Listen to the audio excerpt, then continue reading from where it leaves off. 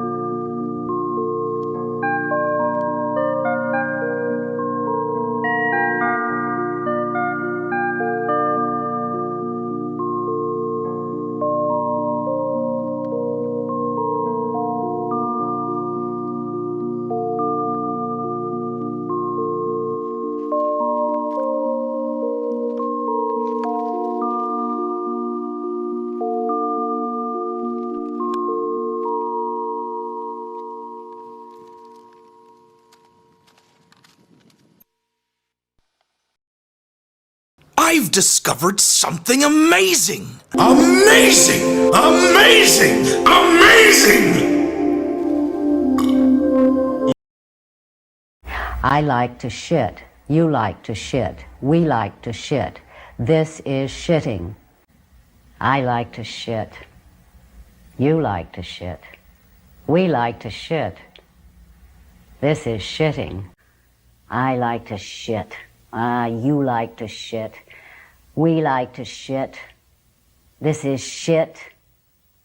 I like to shit. You like to shit. We like to shit.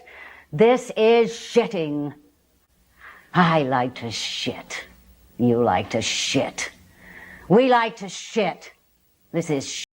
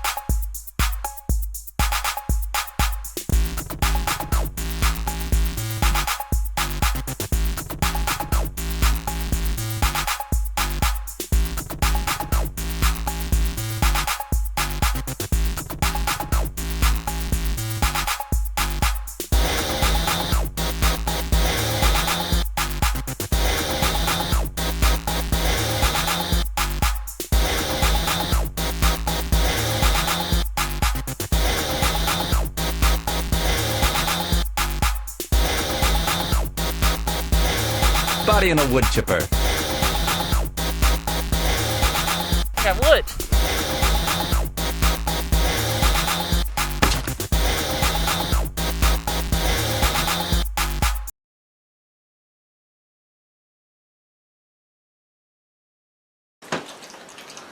Well, hello.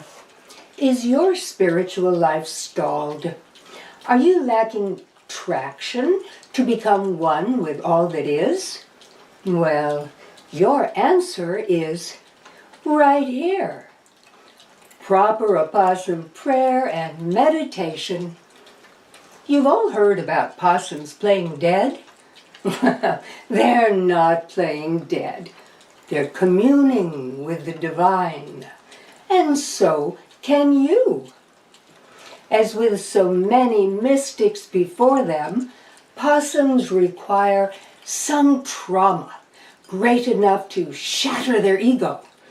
And possums have formidable egos in order to propel them into ecstasy. That's right. As Rumi says, where there is ruin, there is hope of treasure. Rumi also says, you have to keep breaking your heart until it opens. And then Rumi also said, sometimes love wants to do us a favor, hold us upside down and shake all the nonsense out. Well, I could traumatize these babies right now into a state of bliss.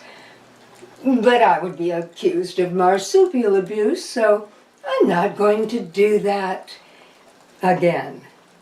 No, these little ones are destined to live out their days ignorant of nirvana. Ah, well, give 'em a grape. But you can aspire to oneness. Have courage. Run into that fire. Leap off that cliff. Publicly state that political opinion. All will end in tragedy, and then be transformed into transcendence. Until next time, bye. Bye-bye.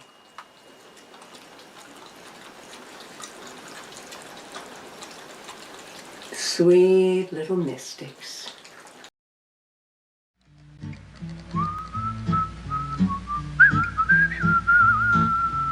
Hi. How long have we known each other? Oh, we go way back. You know, we've never sung a song together. You know, that's true. Maybe we better put that right in a time like the present, big fella. You know this one? Are you kidding? Grab a line. Try to hang on. We're just good pals. That's Ain't right. Got no time for gals. You're the one I rely on, like right guard under nylon. We laugh, we have fun. We sure do. We're like the double barrel of a gun. We go together like days and nights, like legs in the same pair of tights. You enjoying this? Since I don't know when. Carry on? Don't try and stop me. We're just good pals. That's no time for Susie or Sal. We're a couple of machos, far too butch to watch chat shows. Well, football, that's okay. We share a beer, that's our way. Did you know you're my oldest mate? Ah, you old reprobate. Say that again. I've seen your style, it sticks out a mile. We sit on a couple of stools, pal, but we ain't a couple of tools, pal. I love you in blues, like I bought you for that cruise. Remember that night on B-deck when you wore my lemon V-neck? But we're butch, we're straight. We go to bed about 8 and sleep in separate rooms. That's right, and we don't see each other all night. I like your style, it sticks out a mile. A mile? We sit on a couple of stools, pal, but we ain't a couple of tools, pal. One more? You lead. Tag along with you. We share a flat, you said. I steal the duvet off your bed. I'll do anything he asks, but I won't wear studded leather or masks. I could talk to you for an hour. Me too. I love to hear you sing in the shower. I might give you a couple of friendly slaps, but we're just normal chaps. Well, we are. Don't slink around in silk wraps. Don't share our shower caps. Don't pose for no weirdo snaps. Well, that's right. Or sit on each other's laps. No, sir. Yes, we're just good pals. That's right.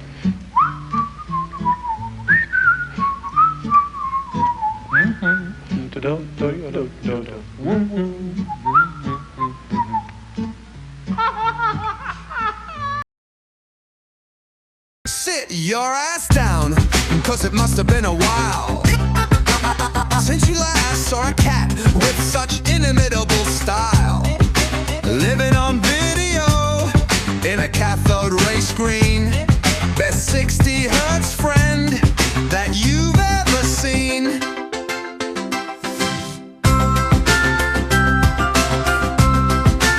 From the development lab straight into your home. Desktop, laptop, tablet, or phone. Might find him on the beach, just relaxing by the water. Is he any good though? Yeah, well, sorta.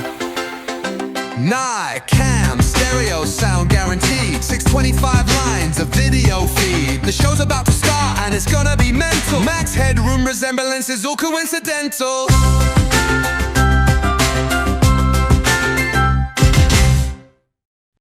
Good evening. Hello, hello. Music, please. There it is. How you doing, everybody? Zebra. Lovely to see you, as always. I was going to say Qatari. No, that's me, isn't it? Yeah. I like to say meow meow. I like to say meow meow occasionally as well. In the heights of passion. Hello, Screaming into the Void. Ahoy hoy. And Slycat. How's it going, fella? Well, thank you all for joining. I know it's been a while. Let's check I'm not shouting too much into the mic here. No, that seems okay. It's been about 2 months now, hasn't it? I've been very busy, as a lot of you know. Well, not so much busy as what's it called when you got something on your mind all the time? Anyway, I've been busy mentally. We had Christmas. Preoccupied, yeah, thank you, Zebra. Vocabulary goes out the window the minute I start streaming. It's very helpful. Yeah, we had Christmas, then we had New Year's. Oh, Happy New Year, by the way, everyone. I know it's a bit late, but, you know, there we go. Slycat with 7 months of Prime Gaming subscription. Thank you very much, mate. Much appreciated. Very, very much appreciated, because I'm looking over here at the side of OBS, and the subscriber count has predictably dropped somewhat. Well, that's fine. That's fine. That's to be expected. That's alright. I don't do it for the money. It's all for the love, innit? Where was I? Happy New Year. I know it's February the 5th, but, you know, what is... It's still... I don't know when the statute of limitations expires on being able to say Happy New Year. It's usually about 2 weeks into January, isn't it? What else have I been doing? I had my birthday. Thanks for all the wishes and the cards, by the way. And and then yeah, well, I've been in the process of buying a house, haven't I? That just seems to be going on forever and ever. My card may have got lost in the post. You know what they're like? Yeah, unreliable. That's fine. That's fine. The Zebra's off the hook. He's all right. And now it's February. Now I'm here. But we all managed to get through January, though, didn't we? That was a fucking January just goes on forever and ever, doesn't it? Not that you'd know January's over, because it's still bloody miserable outside, isn't it? Cold. It's wet. It's windy. Dark. The nights are getting slowly longer, but yeah. Can't abide this shit. When did the clocks go forward? Is it March or April? Does anyone know? spring forward, fall back, isn't it? That's the rule with clocks, right? Oh, we got an ad coming in 15 seconds. Excellent timing. Just enough time to plug subscriptions. Frog Zoe, hello, how you doing? Welcome in. Sit your ass down. Because it must have been a while. Yeah, so sorry it's been a while. It has been a while. However, hopefully tonight's stream will more than compensate for my prolonged absence. So what's on the docket for tonight? You may have seen already. I posted it on Blue Sky and Discord earlier. We're going to watch some Big Break in honour of the great JV. Say goodnight, JV. Goodnight, JV. Who was sadly taken from us quite recently. John Virgo, one-time snooker extraordinaire. I think he won the World Championship or the Masters in 1979. And then just made a living off of commentary for the rest of his life, which is fair play. So we're going to watch some Big Break. Good, about to dye me hair. Alright for some, having hair to dye. That must be nice. After that, we've got Law of the Playground, which some of you may remember from, I think it was the early 2000s. It's sort of a celebrity talking heads version of the book Law of the Playground, which I used to own a copy of in the early 2000s. It's basically a compendium of people talking about funny experiences they had at school, funny phrases that got made up. So hopefully that'll be good. There are multiple episodes of that, so we might just watch the one. If it's particularly good, then it'll make a repeat appearance in future streams. The book that taught us about Soggy Biscuit. Oh god, yeah. I hope that's a myth. The idea that anyone's ever done that is unpalatable, shall we say. After that, well, we've got the usual, like, I'm going to play some Hurdle, Wordle, whatever the names of the other ones are, Tightrope, and then some sort of game. I think there was like an idea that I might play Are We There Yet with a couple of friends, on the stream, but I don't think anyone's available for that, so I might just spin the old Sega Mega Drive wheel and see what comes out of it. So yeah, we might even do some Trivial Pursuit again. That was good, wasn't it? Everyone loves Trivial Pursuit.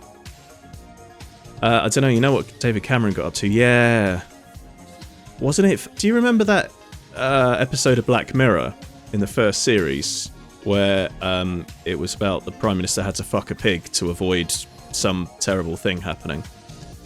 And not like, was it a few years later, a few months later, it came out that David Cameron and his porker in a porker, basically. Old shows on YouTube, they've got Noel's House Party and Games Master. Yeah, Noel's House Party is good, isn't it? Games Master's a maybe. I think we have played some, we have watched some Games Master on the show before. The show, in inverted commas.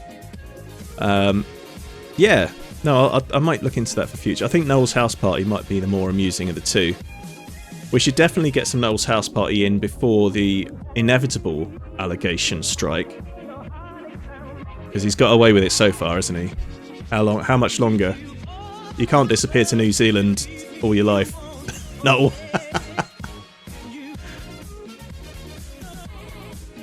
So yeah, what with it being 2 months, you know, what's been going on with you lot? Are you all right? Are you having a good time?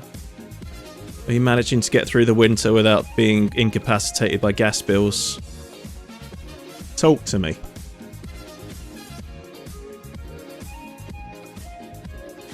Zebra with a non-committal "I'm okay, I suppose." It's a very Eeyore kind of thing to say that, isn't it, Zebs? Wasn't he in some unusual sect already? Oh, Noel Edmonds, yeah. I think he had ideas of, like, I might be misremembering this. Didn't Noel Edmonds have some ideas of inanimate objects having life or something like that? 180 notes for your combined fuel bill in January. My God.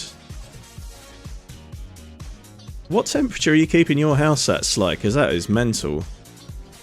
You know what you want to get, mate. You know what you want to get is some of those thermostatic radiator valves, so you can control the heating in each room, and you don't have to have the downstairs toilet at the same temperature as everywhere else. 19 Celsius. That's not very much. 180 quid. You must be using that hairdryer an awful lot to get your lecky bill up that high as well. Good grief. Screaming into the void says, mine is €300 with smart heating and turning it off when I'm out. That is insane.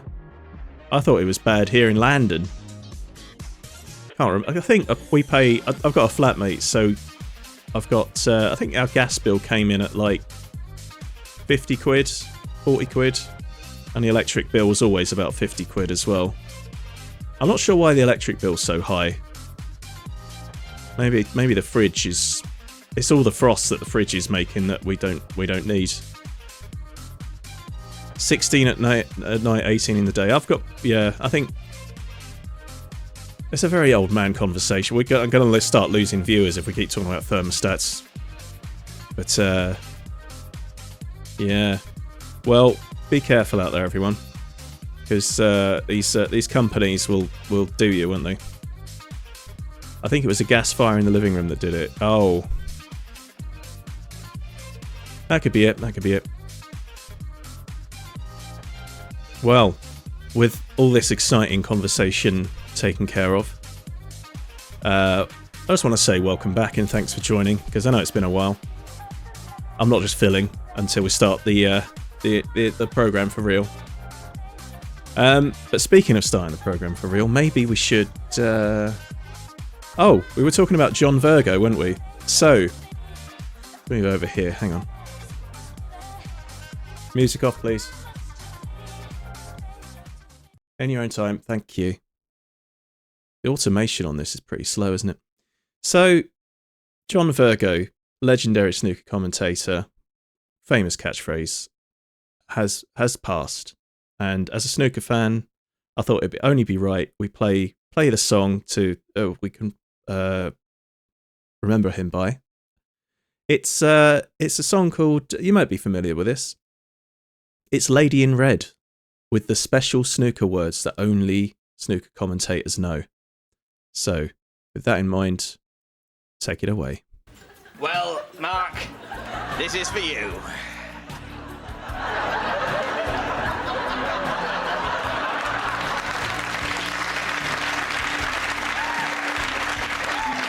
Sing along at home if you know the words.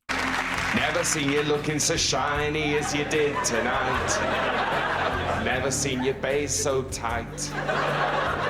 You were amazing. Never seen so many players wonder if the long pot is on. Looking for a little cannon, a cut as thin as a thong. And I have never seen such a clearance. Such a clearance in all the pots in every way. No more safety play. Table of Reds is dancing with me. Cush to cush. Nothing is wrong. This big pink is on. But where's the cue ball gone? And I hardly know to play with stun or side. Never to forget this shot to nothing life. never to forget. My table of reds.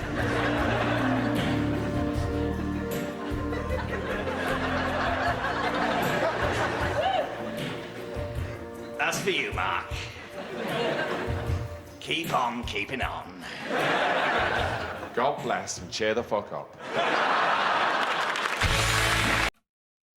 Lovely stuff, lovely stuff. Right, big break from 2nd of September 1995. Here we go. It's only a game, so put up a real good fight.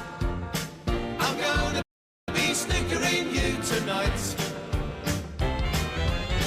I'm famed for my aim, so you better believe I'm right. I'm gonna be snickering you tonight. Big break! Ladies and gentlemen, please welcome Jim Davidson.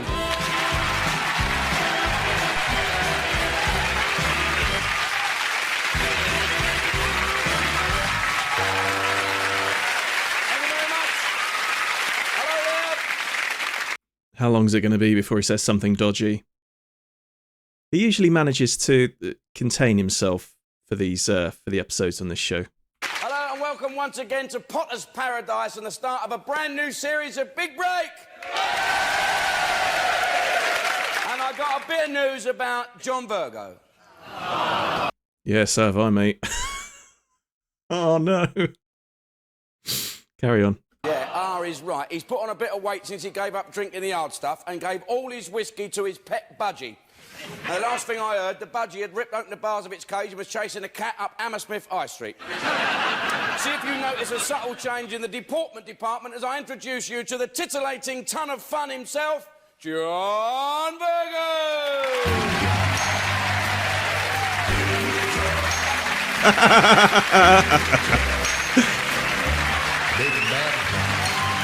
Oh my god.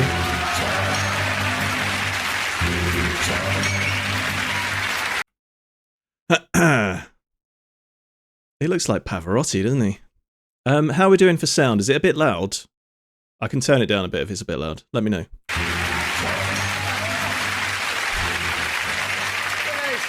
Well, nice one, John. Take your word for it, Jim. Yes, I see. Right. See, kids, here I look, Mr. Blobby in a no-dad. How do I look? You look like a one-man crowd, mate. A one-man crowd. Yeah, I bet you haven't seen your feet for ages. Hey, I'll clean that one up. I'm not fat, just pleasingly plump. Well, you're not pleasing me, mate. How are you going to get round that table? You're too fat. I tell you what, mate, you've got TB. TB? Yes, two bellies. You can't hit the balls if you are too fat. If you don't hit them, they will go on strike. Go on strike? They're only animate objects. They're only in... That's easy for you to say. Look, get round here, mate. You are too fat to pot. That is your trouble. I can play, don't worry Absolute unit. about me. It's not you. I'm not worried about you, but if you don't hit them balls, they'll go on strike. Come on, pop one of them. No. All right, I give up. Yeah. I'm too plump to play. Yeah, OK. My point proven. OK, brothers, all out! How did they do that? How did they do that? Let's watch that again. Hoodie Mike, hello mate. Welcome in, sir. Son. String? Could be string, couldn't it? Let's have a look. I'm too plump to play. Yeah, OK. My point proven. OK, brothers, all out!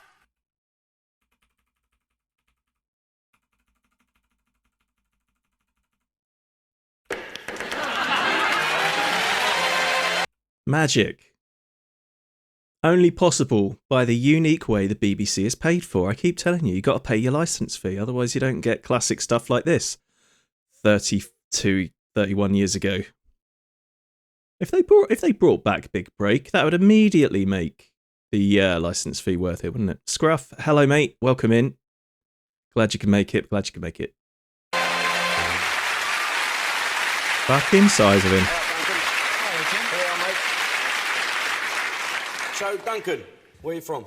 Bournemouth, South Coast. Oh, nice. What do you do? And what do? Plumbing and a bit of record playing and pretending to be a DJ.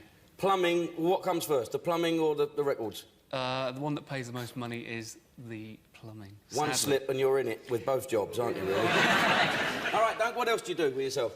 Collect American comics, a little bit of fishing, like yourself. That shirt, yeah, it's a lot, isn't it?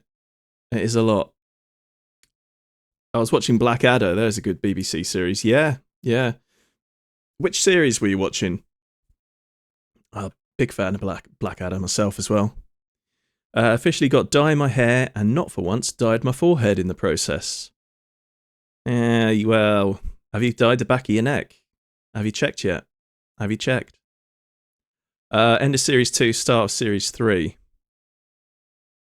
I can't remember what kind of era each series is for Blackadder now.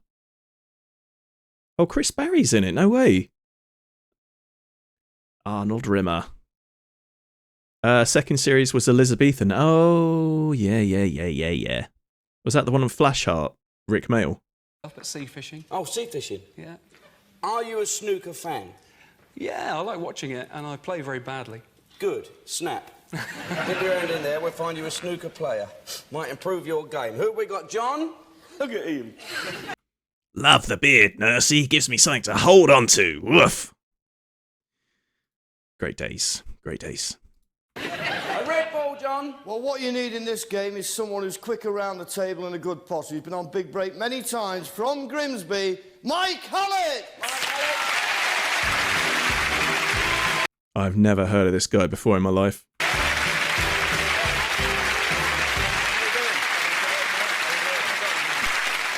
If you ever need a plumber or a disc jockey, he's your man. This the man, is it? He is your man.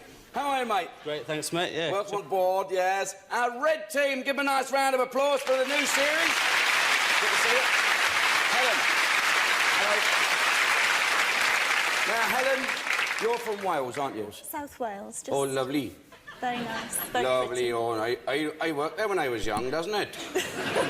I worked in a place called Tony Pandy. Not far. It is far. It's miles Tony away. Pandy? Oh, not far from you? No, not far from me. All right, then how many L's, D's and W's in where you live? 1D. 1D. Where do you live? Aberdare. Oh, Aberdare, is it? He comes from Aberdare, fatso, doesn't it? Excellent abuse of the Welsh accent there. I used to do a very good Rod Gilbert, don't you know? But as I gain age, it does increasingly sound a bit like Terry Wogan. I'll never do that again either.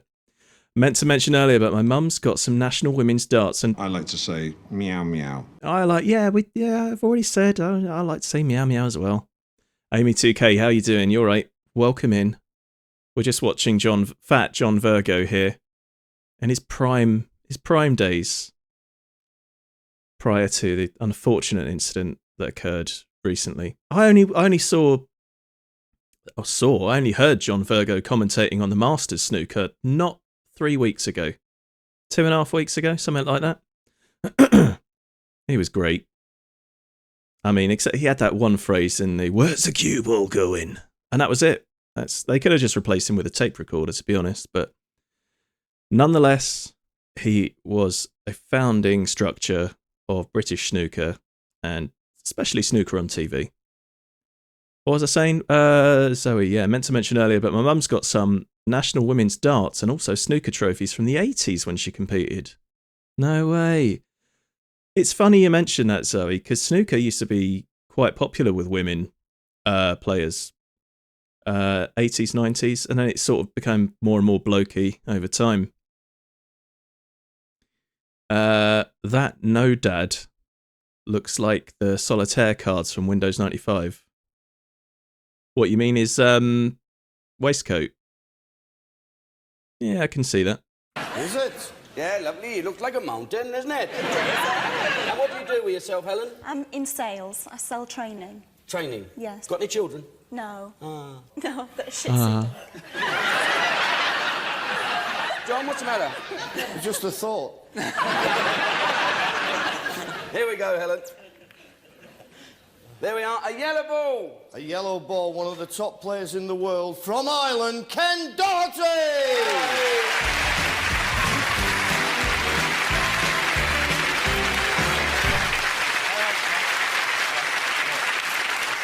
As it's the first series, Ken is going to demonstrate the river dance. Come on, Neil. Fantastic. Now, yellow team, give him a round of applause. Good to see you. All the regional cliches are coming out of Jim, aren't they?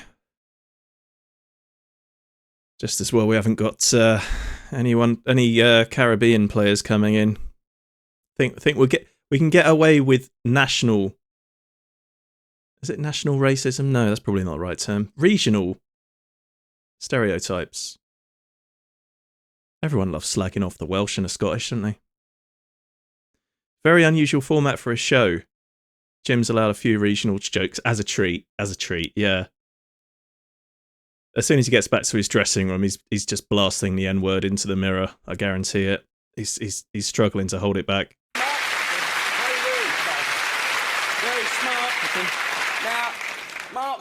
What the fuck are you wearing? That's a look, isn't it? Got here for rehearsals today and nipped up the shops, didn't you? I did. Is that a new outfit? It is indeed, That's yes. fantastic. Must be a Cortina going around without seat covers on. You look very smart, Mark, and I said I wouldn't take the mickey, and I did. What do you do, Mark? I'm a steward and trampoline coach. A trampoline coach and a steward? Yeah, but not at the same time. He does look like a Star Trek character, doesn't he? Yeah, look. Looks like a uniform from a 90s sci-fi show, absolutely. Coupled with the slick back hair, yeah, could see William Riker trying to mate with this fella at some point. That must be why you'd be good then for a trampoline artist. Can you imagine a trampoline artist and steward? We're going to hit some turbulence. Tea, anybody?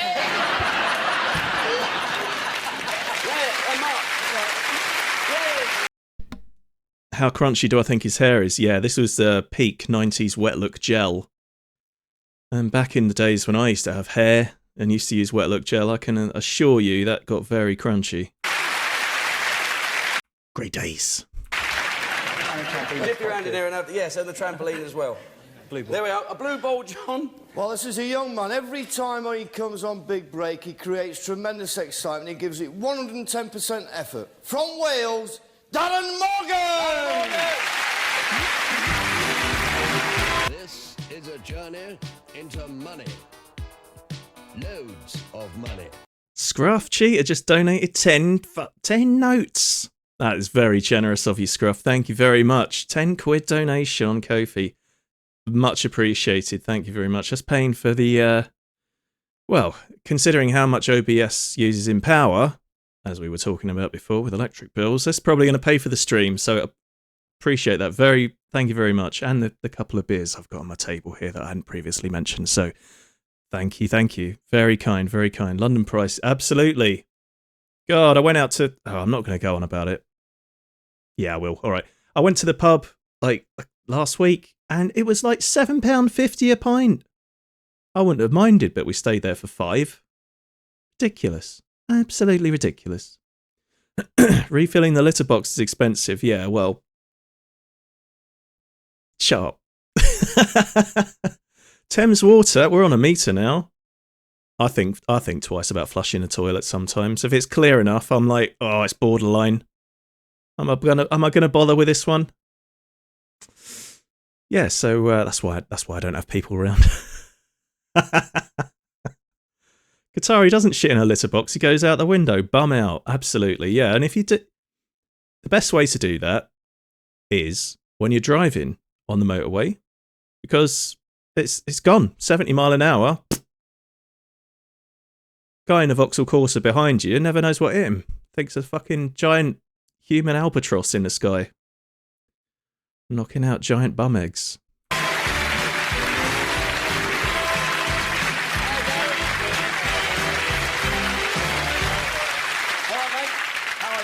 Fine. Looking very fit since the last series. 4 stone later now. 4 stone.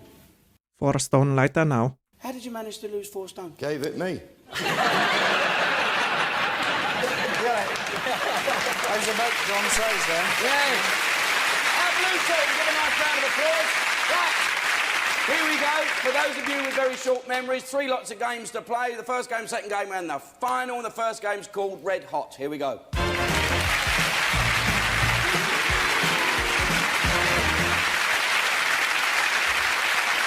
we go then.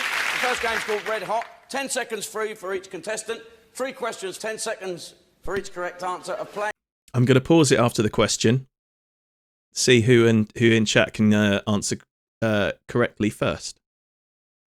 Is the host drunk? I've only had a couple of beers. Oh, do you mean Jim Davidson? I don't know, he's always on something, isn't he? I had a bird on my windshield once, but it was the entire bird when it hit. Oh. And it only left the poo smear behind.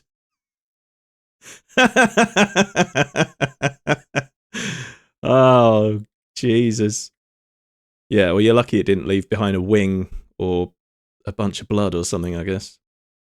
Yeah, it literally scared the shit out of it. There you go. That's good. All right. Who's going to be first in with the answer to these questions? Come on. Let's have a go.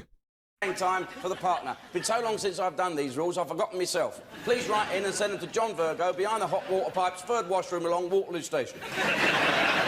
Duncan, the first question is for you. I want you to answer question 1 in your disc jockey's voice, question 2 in your plumber's voice, and question 3 in any voice of your choice. Which English monarch was known as the Virgin Queen? Go on. There you go. I forgot what the question was. Which English monarch was known as the Virgin Queen? Anyone? Anyone? Come on. I know we've got some clever people in here. Elizabeth I. Frog Zoe in quickly there. AKA Queenie. Ah. How serendipitous, considering we were just talking about Blackadder. Right. Come on, Zoe. Let's see if you're right. Queen Elizabeth I. Correct. Correct. Well done. Zoe, 1 point for you. Which word is described by these 2 different clues? Which voice was that you was using? If that's the plumber's voice, forget it. Which word is described by these 2 different clues? To mine and ore, and not lose. To mine an ore and to lose. Which 2 words describe those 2 things? Which one word describes those 2 things? Break? Zoe says break. Any advances on break? Anyone? Anyone? Bueller? Win? Is that mining an ore? Winning? Let's find out. Win? Yeah. Yeah. All right. Yeah, I never knew that. Well done, Scruff. 1 point to you. I don't get that at all. Nah. What number do you get if you add together the value of the 2 7-sided British coins in everyday use? Ooh. 7. Wait. I thought he was going to say something else then. Of the 2 7-sided... What number do you get if you add together the value of the 2 7-sided British coins in everyday use? 70p. It's got to be 70, isn't it? Scruff, I think you got that. 50p and a 20p. Yeah. 70p. What? 70 pence, new pence. 70 new pence, Justin. Why 70 new pence. do you think it's 70 new pence? Because it is the what? Because it's a 20 pence piece and a 50 pence And the piece. 50 pence piece is absolutely correct. As long as my name's not an old card. That's absolutely super. He's very well spoken, this plumber, isn't he? I'll tell you what, after I move into my new house, he can come around and sort out my plumbing anytime he wants. Pipes, I mean, not... Never mind. Michael, you've got 40 seconds to make a complete score of your second trick.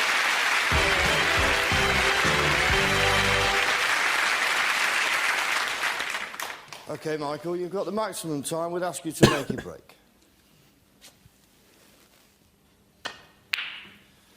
And Good that break. 40 seconds will start the next time you strike the cue ball. And for those of you at home, here is the complicated rules of Red Hot once again. Pot as many balls as you can. Take your time, mate. All right. We're not trying to put... I've played this. I played Red Hot down the snooker hall before with my mate. Set a timer for 1 minute and see how many we can pot in one go. It's actually more fun than playing snooker for realsies. You up for anything? It's just the first series. First one. He's got a bit of a run, look. Still one. That red will go. 2. How do you know that was going in? Commentator's eye. Commentator's eye. 3. 20 seconds to go. 4. Go on, Mikey. 5. Go on, Mike. Well, 10 Jimmy's not seconds. here. Oh, good positional shot, that. Oh! Oh! Bounced off. 3 seconds to go. 6. Go on, son. That's it. Mike Collins scores 6. Not a bad start, not a bad start.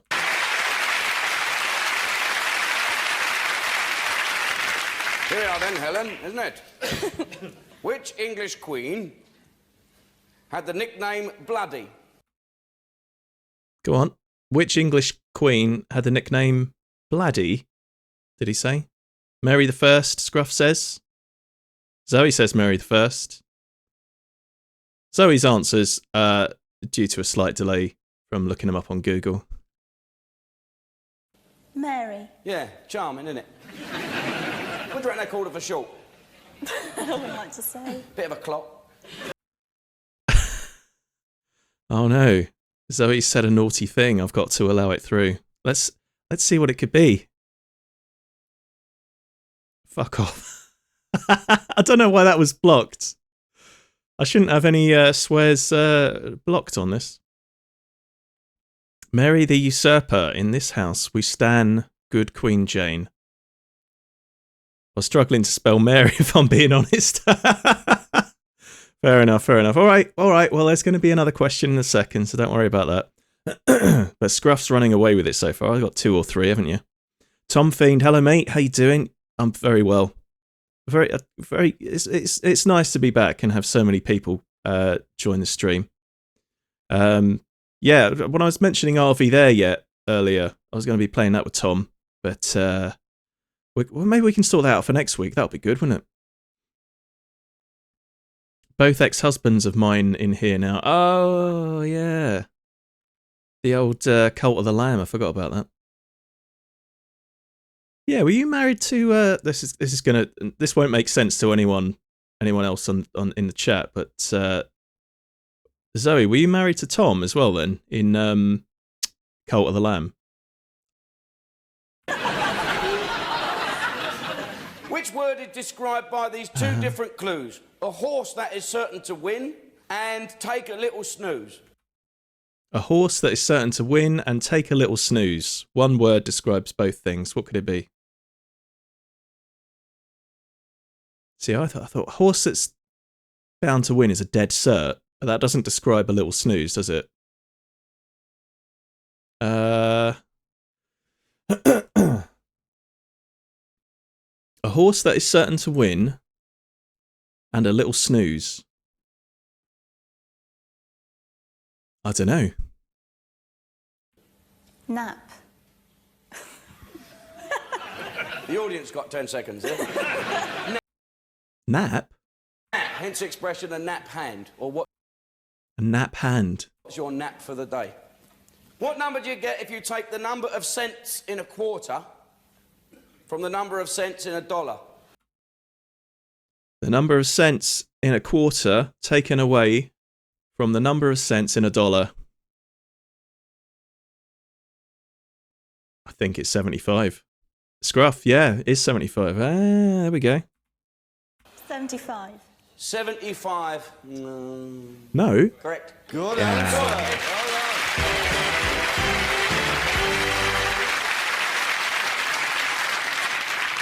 answer. Okay, Ken. 6 to beat. And of course that time does not start until the next time you strike the cue ball. No, it's not well. If there's one thing I know about the Scottish, the Irish and the Welsh, they absolutely love it when an Englishman does them. You know what I mean? Like, does an impression of them. They can't get enough of it. Should have said a dime So no one can remember what that is. I think a dime is 10 cents, isn't it? And a nickel is 5 cents.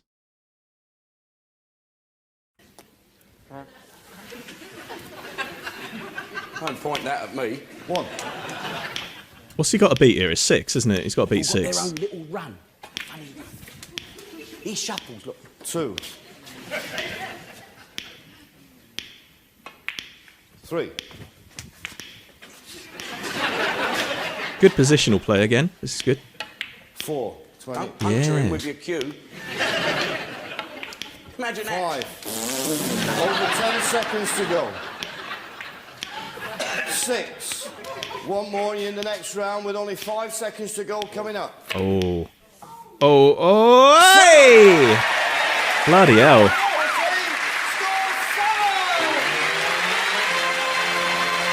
That was impressive. Did you see that? Did the triple there? That was amazing.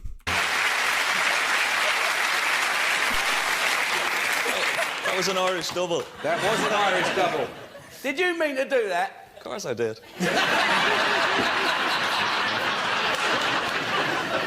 All right, Mark, here we go then. Which British queen was the first Empress of India? There's a lot of Queen questions. Which British Queen was the first Empress of India? Vix? Are you off, Zebra? Pick the one night of a prior engagement. It's spontaneous. As the if you look below the stream video, you can click on the About section, because I haven't figured out yet how to get the About section onto the main section. I don't know. It will have the schedule there, and it says erratic and spontaneous. Sometimes there will be a 2-month intermission between streams. Thanks for coming though, mate. Yeah, we'll try and get these out a bit more often. It's been fun. Scruff says Queen Victoria. Here we go. Victoria. Yeah. Which word is described by these 2 different clues? Michael Jackson album and not good. Oh, come on. That's an easy one. VHS boxes of triggering some memories, yeah. Cascading gently down the side of the screen like a waterfall of memories. Best streamers have a 3-month break after a stream. 3 months? I don't know if I could do 3 months. Could do my next stream in May. If I'm still alive. Bad. Do you know why Michael Jackson called his album bad? Because it is. Because he couldn't spell terrible. Michael Jackson keeps a Shih Tzu dog as well. That's why when he comes in from the garden, he does that on the mat. Here we go. Next stream after you move. Yeah, well, it might. Nah, I'll try and sneak in some more before I move house. If I move house. Still in the... I'm not going to go into too many details about it, but we're in the delicate final stages of negotiation after I've had the survey report back. So, stream the move? Oh, you must be joking. That'd be a long stream. I would just look very sweaty and sad and tired. House tour, maybe a house tour after it's all done. It's still all a bit tenuous at the moment. I think it's going to go ahead, but it does require the vendors, the sellers, I should say, to come down in price a little bit. Because I've got to pay for a new fucking... I've got to pay for some roof tiles and some other things. So we can get both addresses for maximum identity theft. Nah, I'm not giving out my address. Although if anyone wanted to visit, that would be quite nice. It does get lonely here at the top of the Crystal Palace Tower. What number did you get if you had the age you now reach your majority to the old age when you used to be said to get the key of the door? I have to wind that back. Hang on. What number did you get if you had the age you now reach your majority to the old age when you used to be said to get the key of the door? It's 18 plus 21, isn't it? 39? I think it's 39. I'll come do some painting for you when you're in the north. Oh, that's good. Yeah, my walls need doing. I'll probably keep them the same colour for the time being. If you're not giving out a dress, how about a t-shirt ruffle instead? Hey! Oh, that deserves one of these. That deserves one of these. Here we go. Very good, very good, very good. Zoe's going to paint you like one of her French girls. Oh, God. Bloody hell. Crystal Palace Tower used to be part of your view in Croydon. It's part of my view as soon as I walk out the bloody flat. You can see it from the road outside. I mean, obviously I live on top of the Crystal Palace Tower as is per the law of the channel. Yeah. Bringing a blonde wig with me. Yeah. A wig wouldn't hurt, to be fair. 39. How did you get 39? How did you... It is 39, you fucking twat. 39. I'd just like to see you sweat a bit. Yes! I'm rotten. Go on, Darren. Road outside Crystal Palace Tower, you can triangulate. Yeah, have a go, mate. You could see Crystal Palace Tower from a lot of places. It is very large. You'll need all the layers you can get that far. Yeah. Well, this is why I'm kind of hoping the move's going to be in the springtime, so it won't be so unbearably fucking cold. Is it? I've never been that far south. Yeah, well, Crystal Palace is... it is the one tower, yeah. The one transmission tower. But Crystal Palace itself is like one of the tallest, highest, greatest elevated parts of London. I think. So, yeah, you can see it from a lot of places. Hey, Darren. Hey, John. You'd have looked like me if you hadn't gone on that diet, wouldn't you? Broke do, mate. OK, Darren. To be certain of being in the next round, you've got to beat 6. OK?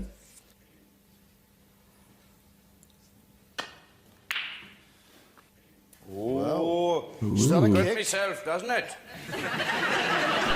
Maximum time, it will start the next time you strike the cue ball. 6 to beat. Wish you the best of luck. 1. 2. Welsh dancing. 3.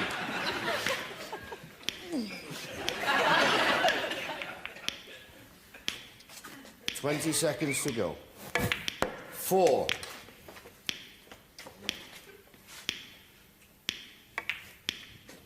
5. 10 seconds to go. Go on, son. 6. 1 more. 3 seconds to go. Oh, he's never going to get that. Oh, no. Darren Morgan scores 6. Well, there's going to have a tiebreaker, aren't they, I suppose? Is that how it works? One of them's got 7, 2 of them got 6? Can't remember. I've only been to Palace once to watch a footy match. It's around the corner from where I live, mate. Yeah, they've got a big Sainsbury's at Crystal Palace, right next to the Crystal Palace stadium. I'll go in there from time to time. Not very often, because I prefer going to Aldi, but I went to London once as a kid on a school trip. All I remember is getting blinded by a building. Getting blinded by a building. Then rushed onto the train for the Eurotunnel. Were you going to... Oh, big building. Were you going down to...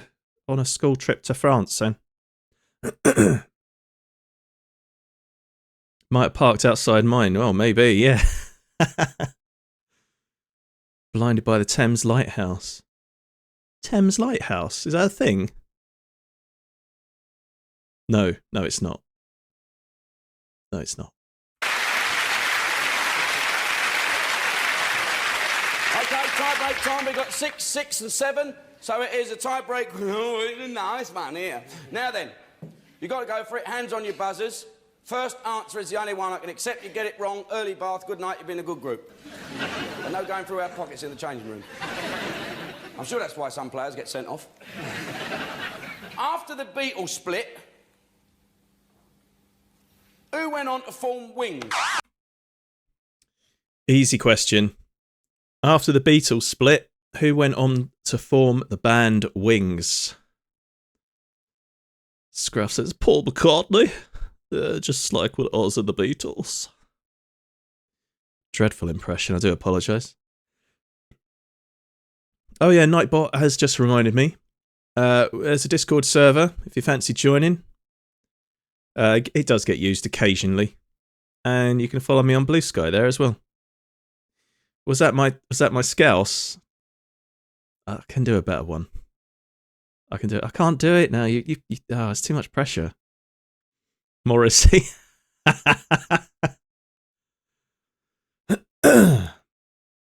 I can do a better Morrissey than I can a Paul McCartney, that's for sure.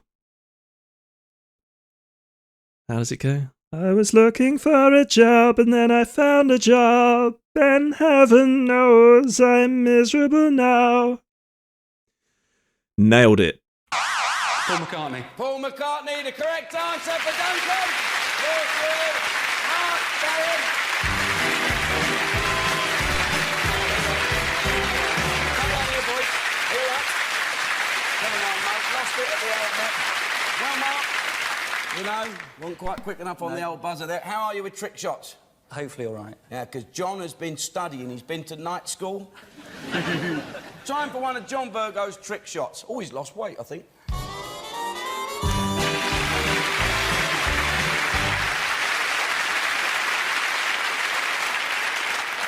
Now, this season, we've decided to change it slightly. If you get the trick shot right, Mark, not only do you get little bits and pieces, you can get to keep a real live no-dad waistcoat. Ooh. Did that Morrissey make an appearance on the lock-in? Possibly. Possibly. Only some people will know what you're talking about, Sly. A lot of people here won't remember the lock-in quiz. 6 years ago, during the first lockdown, me and my friend, who is now my flatmate, used to do a weekly quiz on Twitch called the Lock-In Quiz. It became quite popular, actually. We had 40 viewers every week at one point. Good luck getting those now. Fucking hell. Although, we're doing all right. We've got 11, 12, apparently. Very grateful, very grateful. Bring it back. Yeah, well, it's the minute we have another pandemic, the Lock-In Quiz is making a return. Actually, would you be curious in seeing the intro we made for the Lock-In Quiz? Just out of... It's only a minute long or something. I can't show you the whole quiz, obviously, but let's see if I can dig that up. Hang on, let's have a little dig through here, shall we? Where's my fucking thing gone? Right, if I go... I'm not going to use my regular browser for this. So many tangents. Right, where's the fucking thing gone? Here we go. Right, we're not doing this. We're not doing Hurdle yet. Now, I can't remember if it's still... Oh, piss off with this. Is it still... No. I'll tell you what, I'll get it up for next time, because I think it's probably been made unlisted. So we won't be able to view it tonight. I'll get that up for you another time. Maybe after the ad break. It's all very decadent, isn't it? Oh, hang on. Fuck's sake. I could do it. Streaming with one monitor. It's a pain in the arse. It really is. I'm one on mobile and you're still on my phone. I have a cold, if that helps. How'd you do on Wordle today? I haven't done it yet. I've been saving it for the stream, because we're going to be, I'm going to be doing Wordle and Hurdle and Tightrope later. So you all get to make fun of me. Either that or just witness how fucking great I am. I'll just remind you what the expression is. You take one look at it and say, no, Dad, don't make me wear that. Come on, John, let's have a look at this here trick shot. OK, Mark, a nice easy shot here, just for starters. what we're going to do is to pot the black in the corner pocket, which, as you can see, is surrounded by the however many reds. Pot the black in the corner pocket. Hey! I think that waistcoat's on its way. I got confidence, first one. Let's have a look, because this is the first of a brand new series the BBC have splashed out. Listen to this. Tonight's successful trick shot winner, Jim, will win this imaginatively designed Chevrolet radio. Wow, what a piece of shit that is. That is the ugliest radio I've ever seen. On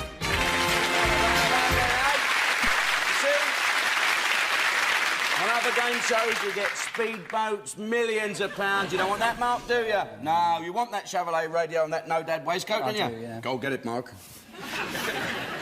Hit this red thin on the right-hand side. The white will run off that red, hit the red in front of the black, and the black will go in that pocket. Okay? Yeah. Just a nice pace. Is it? Whee!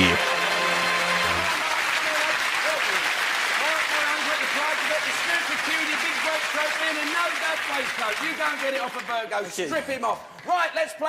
What was he thinking when he came on the show wearing that? I mean, honestly. Fuck's sake, hang on. What is this? I don't even know what you'd call that kind of, that jacket. It's fucking horrible, isn't it? Oh, Scruff's posted his Wordle thing there. Or did you get that in... Hang on, let me have a look. Got it in 3. He deserves that radio for his jacket, Ali. Yeah, absolutely. Horrible stuff, isn't it? You go and get it off a Virgo. Strip him off. Right, let's play pocket money. Hi, Ali, by the way. How you doing? Just do a little shout out for Ali to Ali, because I watch his stream quite often. I don't always chat when he's streaming. But I do enjoy watching him. Is this going to work? No. Is it this one? God, you can tell I've not done this in a while. No.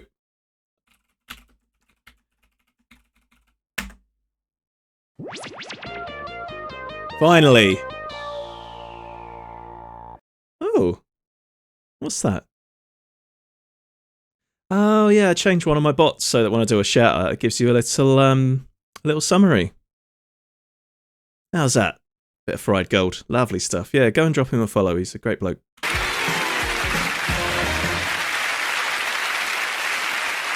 we go then. This is the second game, pocket money. This is where the players turn points into pounds for their partners. John, toss a coin. It's always ladies first. Duncan? Heads or tails? Tails. You're right, it is a tail. Tail. Do you want to go first or second? Second. Coward. Have a sit up now. Teach us some Irish steps. Right, OK, Duncan, you're with me doing the questions. You're there, Mike. When he smacks him about, if he misses a red, there's a question for you, Duncan, on the board up there, a potluck. If he misses, for instance, a brown. Here, look at that, places. Anything up there you don't fancy, Duncan? All the hard ones. All the hard ones. OK, most people say sport. No one likes sport. All right, then, Mike, you down there. Duncan, up here, mate. OK, Mike, well, just to explain once again the pocket money table, the numbers on them are the value in pounds, but keep your eyes open for the double pockets. If you put the £60 pink into the pink pocket, indicated on the screens at home, it'll double up to £120. The more money you get, the more chance of getting to this week's final. Ask you to make your break. Now, they ask questions when they miss the pots. I'm not going to pause it for the questions on this because they tend to answer very quickly. So let's just enjoy it. OK, Duncan, if you don't know the answer, just say pass and we'll get back Interesting to the experts break. and get your question thing as clear as mud. All right. OK, Mike, just one thing to remember. If you do miss, you've got to wait for Jim to give the OK to carry on. You've got 90 seconds. It will start the next time you strike the cue ball. Best of luck. £10. £70 for the black. That's nice. £80. Oh, get in. Yes. £90. Oh. £130. He's doing all right. £140. Good shot.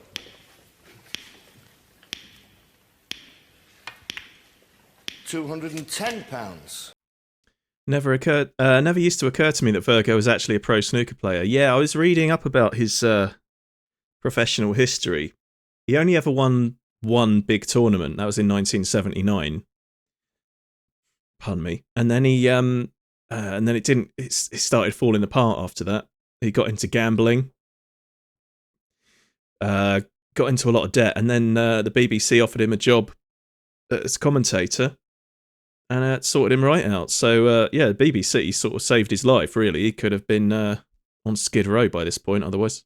That's absolutely wonderful. £220. Going for a double pink. Oh, no. Go on, son. Yeah. Mr. Oh. I have to ask you this twice. What colour is the centre of an archery target? Archery target. Gold. Going for gold. Correct play. Carry on. Miss Red. He's gone now. Which Arsenal manager lost his job following George Graham. Yes, George Graham. Carry on. Yeah, you see why I don't pause it. £220. 25 seconds to I always thought the centre of an archery target was red. go. Completely untrue, of course. Miss Red. Nick Leeson fell from grace while working for which bank? Bearing Bank. Correct play. See? He lost Too his quick. 15 Too quick. seconds to go. £230. I find your remarks a trifle wearing bearing. £280. He's doing ever so well. Always run out of reds. Go on, son. Get it in. Hit it quick. Go on. Miss Red. Which pop group has an Mike Allen scores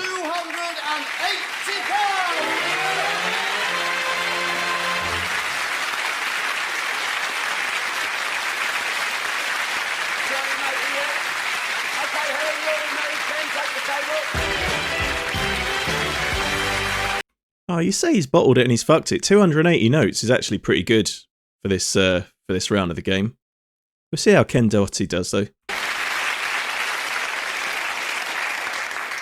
Okay, Ken, ask you to make your break. £280 to beat. Mike Paul is eggs in one basket going for that double pink. It's up to you. £280 to beat. 90 seconds. It will start when you strike the cue ball. Tough to begin with there. Miss Red. Which pop group has an LP called Park Life, which includes the hit Blur. boys Blur? Ah. £10. I thought he was leader of the Labour Party. Oh, Ken's fell over. £80. I'm lucky he didn't want that kiss. Pardon? I'll have it.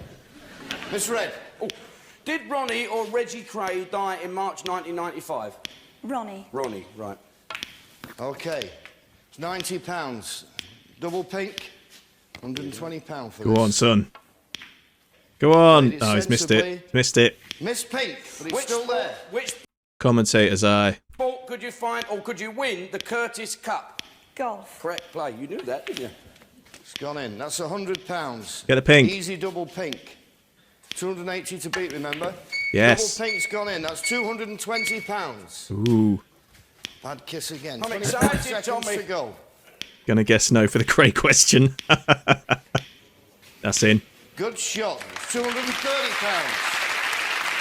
£260. Oh. 280 to beat. 10 seconds That's to never go. going in. Who No. won the 1995 Rugby Grand Slam? England. Correct play. £270. You need a colour quickly. Quickly. Ken Doherty scored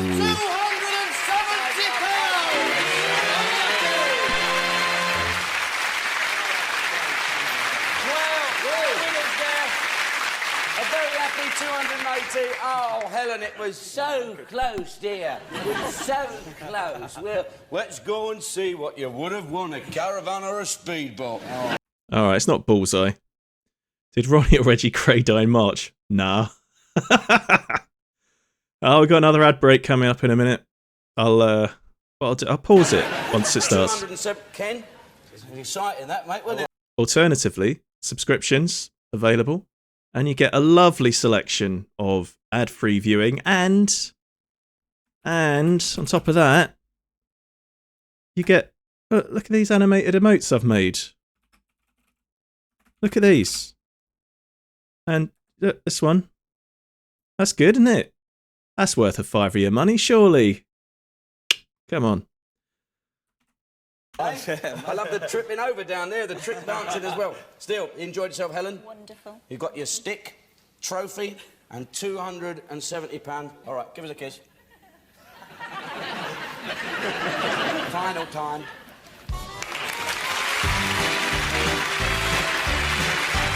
Okay.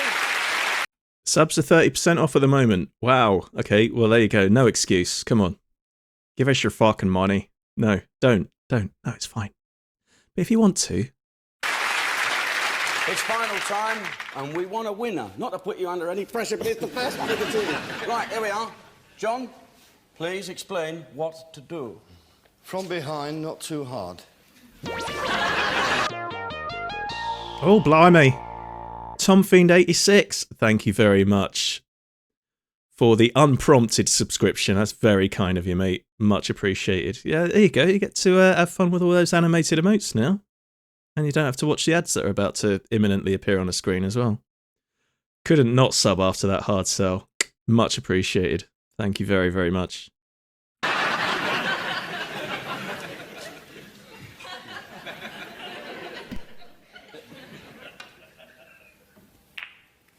Oh, not bad. Oh, that's a good one, that. Right, 5 questions for you, Duncan. 5 questions right, and we get 5 red balls off. Get them a chance to get the whole thing down. 1 minute, 30 seconds, including the questions. Now, it can be done. John, Jimmy White did this with, what? 3. Jimmy, yes? Very difficult, so we want to get all 5 questions right.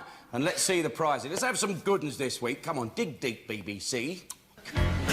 Any reds left on the table tonight, Jim, and our winner will carry off this stylish leather briefcase. Who has a briefcase nowadays? It's all OneDrive now, isn't it? Microsoft OneDrive. Nobody has a briefcase anymore. Certainly not one to keep a big ugly scarf in like that. Jesus. Pop the yellow, and they can also add some fizz to life with this case of pink and white champagne. Oh yeah, now you're talking. Or put the green in the pocket, and they can ride off on his and hers bicycles. Yeah. Down the brown, and the prize is a craftsman's masterpiece, this traditional Indian rug. Nah, I don't Here want the that. blue, and this top-of-the-range washer-dryer and complimentary microwave oven can be there. How old does that fucking washing machine look for 1995? It looks like it's about 20 years old already from that particular year. Jesus. Briefcase wanker. Don't call Tom a briefcase wanker. Very rude. Sync the pink, and they can watch their favourite big break moments again on this combined colour TV and video recorder.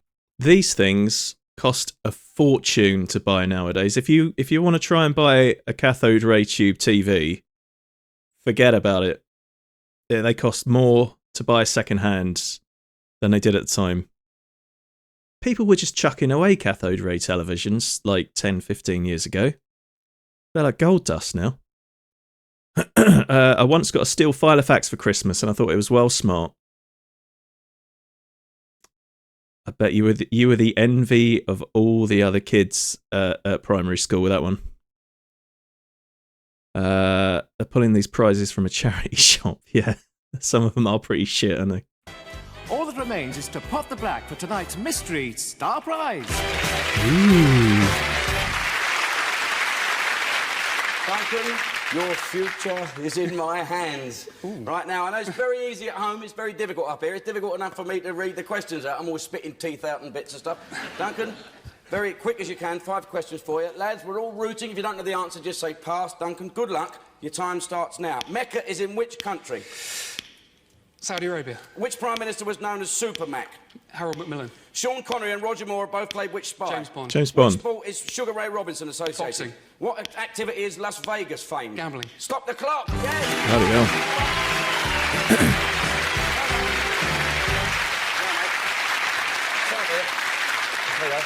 That was 5. Yes. That shirt looks like something Mrs. Doubtfire would wear. He does look like he looks a bit like a magician, doesn't he? It's all flipping it a bit. It's all very flowy, isn't it? Dire Jobs went well, by the way. Thanks for the shower entertainment. Oh, you're watching me in the shower? It's almost as bad as when I watched Wade when I'm on a toilet. Yes. Oh, and quick. Harold Macmillan was a bit trick. 1 minute 15 seconds left. Which red do you want to leave, Mike? You don't want this, obviously. Yeah. This one? On the side cushion. One on the side cushion. 1 minute What? 15 seconds. Plenty of time, but... Actually, if you take those two, John, that one we can go down to the Which colours. one are you leaving for? Are you leaving this? Take that one. Take this. And that one. And that. I've had many a poo while watching Wade. Yeah. Exactly. Zoe, I was going to say the very same thing, yeah. Got the phone balanced on the side of the bath. I've got one of those flip phones, so, you know, you can have it at an angle. Very useful for watching people on the toilet. I mean, watching streamers on the toilet. No, that doesn't sound good either. Watching videos on my phone on the toilet. There we go. I don't spend an awful lot of time on the loo. It doesn't take much longer than 5 or 6 minutes, really. Unless you get into like one of those doom scrolling sessions on Instagram. I thought you meant me sitting on the corner of the bath having a dump in it. Also had a bath and a wee. If anyone watching at the moment is performing any kind of bodily function, let me know. Take a picture if you want, and you can send it into the gallery channel on the Discord. We'll present it on next week's stream, much like Tony Hart did on Heartbeat. Lovely stuff. Okay, Mike, I'll get all the rest just in case you have a problem. No, I'm nervous for Mike now. After that red, you must go for a colour. Don't have to pot it, of course. Then the colours in sequence. Hopefully you'll finish up potting the black for the Mystery Star Prize. Don't worry about the time. I think you've got plenty of time. And it will start the next time you strike the cue ball. Best of luck.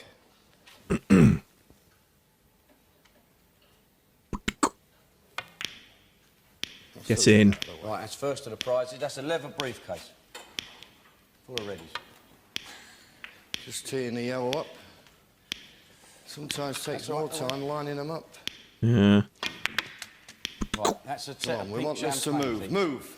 Go on. Perfect. Yeah, Great that's shot. good. Don't say that, don't say that. Go on, son.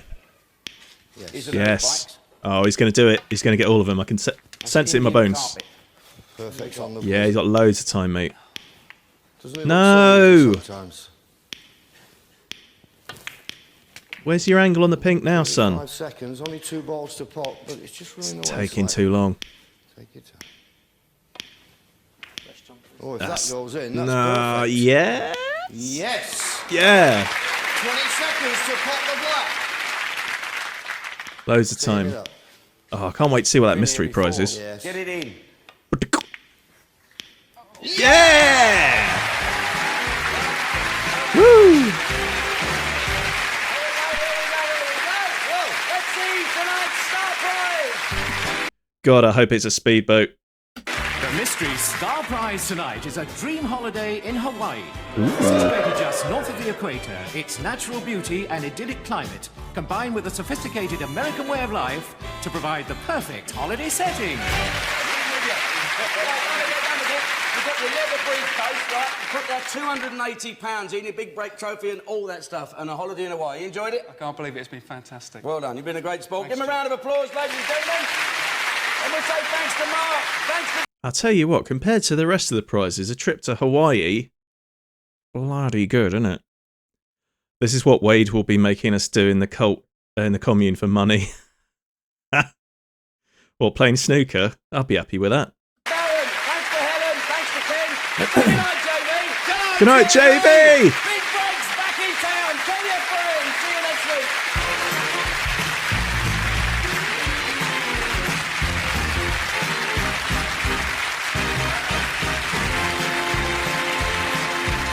Sing along, everyone.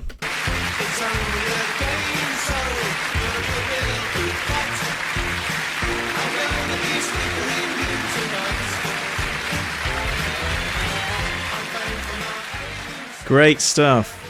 Yeah, really enjoyed that. A real shame about JV, innit? He was a proper gent. A very unimaginative commentator towards the end of his career, but nonetheless, a lovely bloke. Right. That's all done with.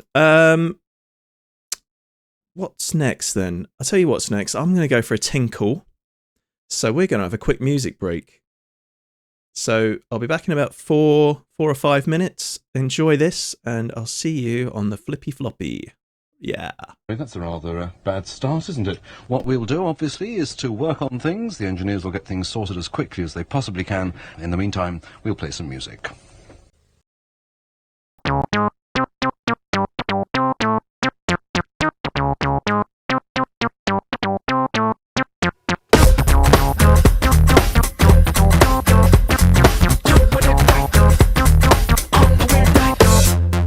Between 3 and 6, when my big ideas hit.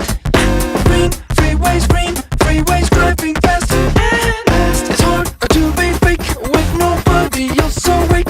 I can't live how I live, baby, hanging hard, working hard.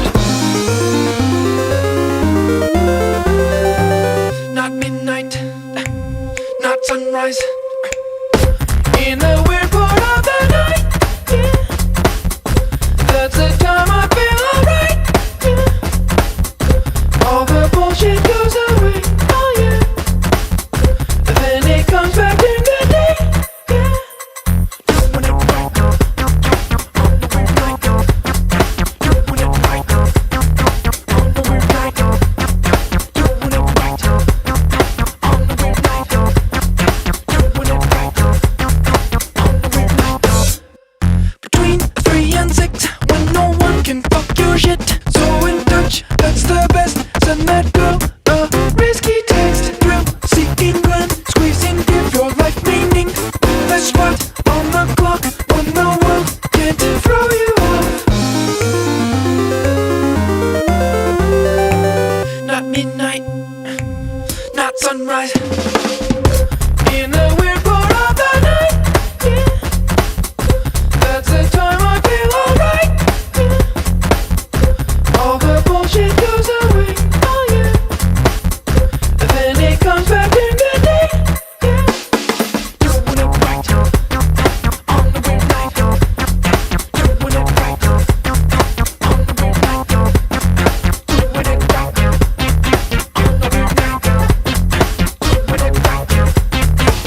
weird night.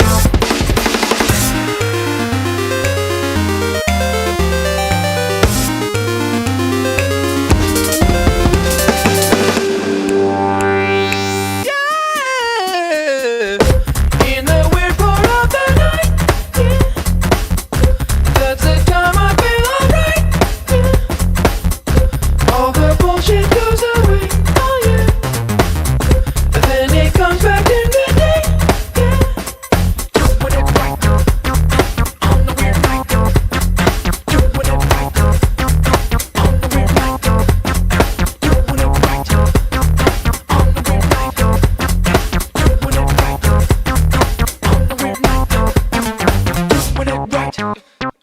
on the weird night.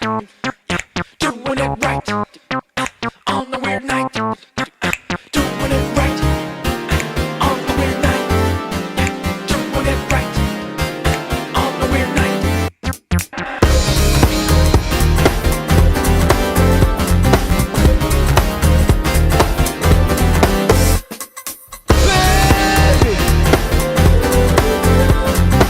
I'm doing it right on a weird night.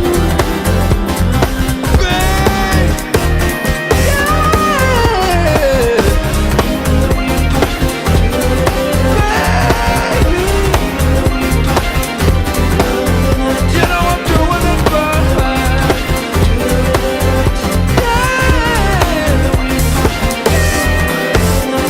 it.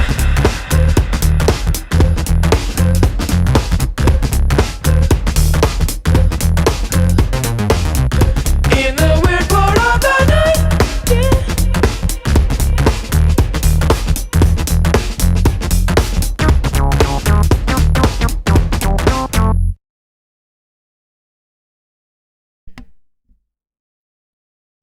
In the Weird Part of the Night by Louis Cole.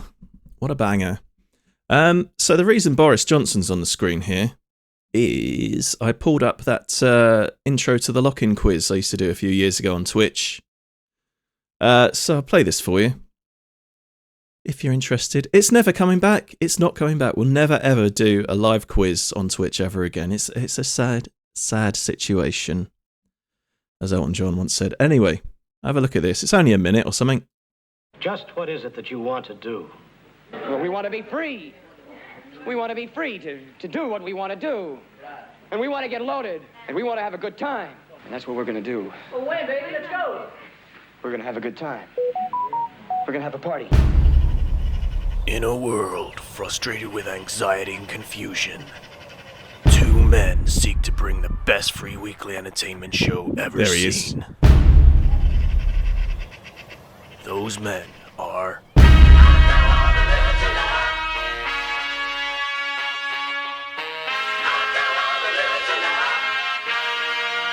Great Days.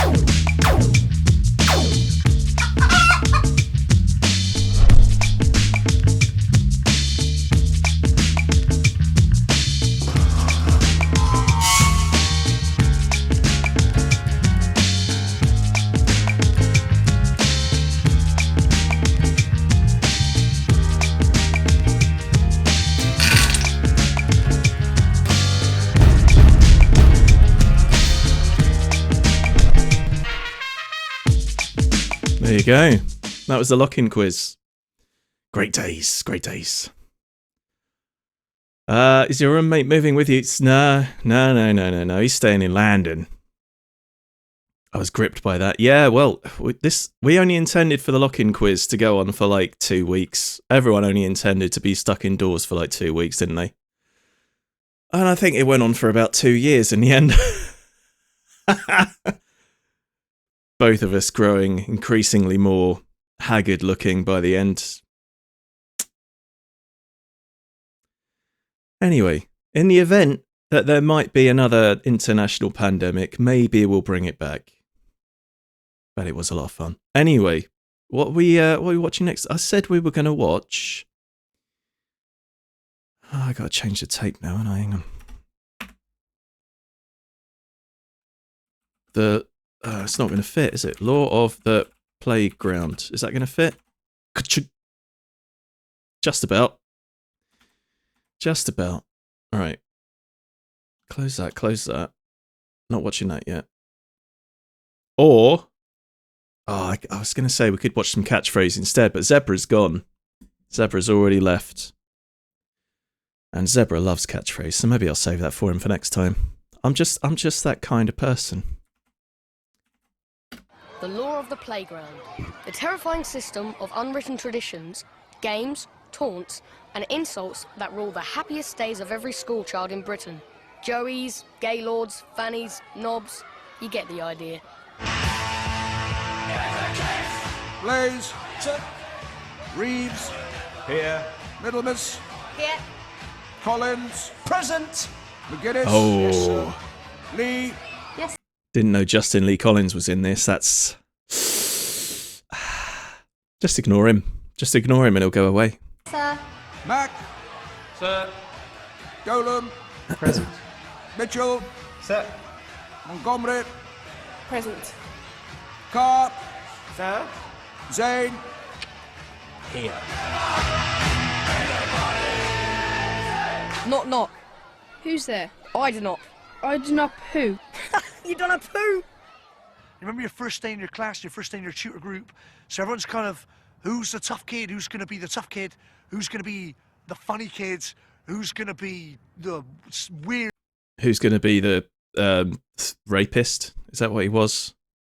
What did Justin Lee Collins do? He was in the... He was an abuser, wasn't he, towards his missus? He was a bit of a wr'un, and for that very reason, I think. Was he a stalker as well? Scruffing with the Wikipedia paste there. Saw his career come to a halt in 2012 following a conviction for harassing his former partner. Harassment, abusive. He was a wrong'un. Just under the umbrella term, a bit of a wrong'un. But we'll plough on. Just ignore him because the rest of it's pretty good. Kid, no one talks to. Who stinks of piss? Get on with your work. Teachers. There was a teacher called Doc Thornhill who shouldn't have been teaching. He was about 98. He'd quite often stand on his head. You know, like you'd be there all in silence doing your maths, and he'd be stood on his head at the end of the classroom. Is it loud enough? Hang on. Probably not loud enough, is it?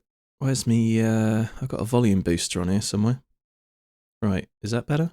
I have one teacher, and if you did anything like comb your hair or like look in a mirror, is this a fashion show? And you're like, no, it's just the basics of being a human being, really. We had a teacher called Mr. Geary who had a false arm, and he took so much flack. And his false arm, the hand slightly turned out, and we would hang all manner of things on it because he couldn't feel it, of course, because it was a prosthetic arm. And things like condoms would be hung on it, and maybe a tampon or something like that. The one though.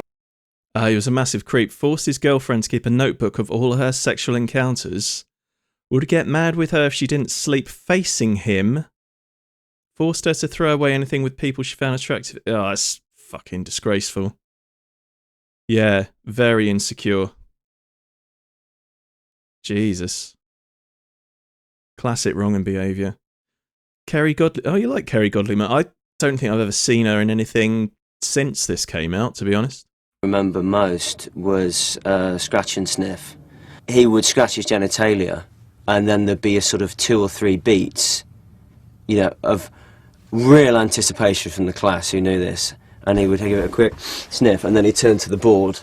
Mr. Brown was, you know, he was actually a nice guy, and his favourite thing was going, when he wanted quiet, he'd go, let's have the volume down, and he loved that. This is that thing, don't mess around, it will go on your permanent record. And for your whole school life, you're thinking, man, I'm not going to get a job because I bunked off once and I called a teacher a tosser, and it's on my permanent record.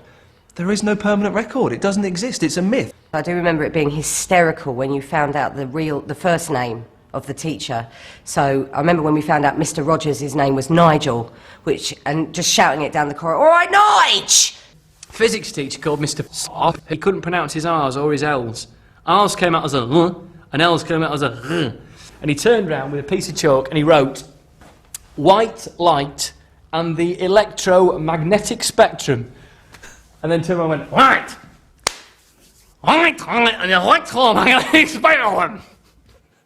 He was a lovely man, but what a first lesson, and I respected him from that day forward because... Hang on, I've got to turn this down a little bit because it's a little bit... Alright, a little bit distorted. He nailed his colours to the fence there, didn't he? I think I was told about autumn every year from the ages of 4 to the age of about 11. You kind of think, you only know about autumn, don't you? You don't know all the wisdom of the world. You know there's evergreen trees and there's deciduous trees. And that's it. That's the sum of your knowledge. You told me about this years ago. I've got it. I'm fed up with drawing different leaves. I won't need this. Leave me alone. And then you sort of get, I get this. This school thing, it's not about education primarily. It's about somewhere to stick us all. Because you can't have us just running around the place. If it was just, okay, quickly, read, write, autumn, now come back and do your GCSEs, that wouldn't work for society.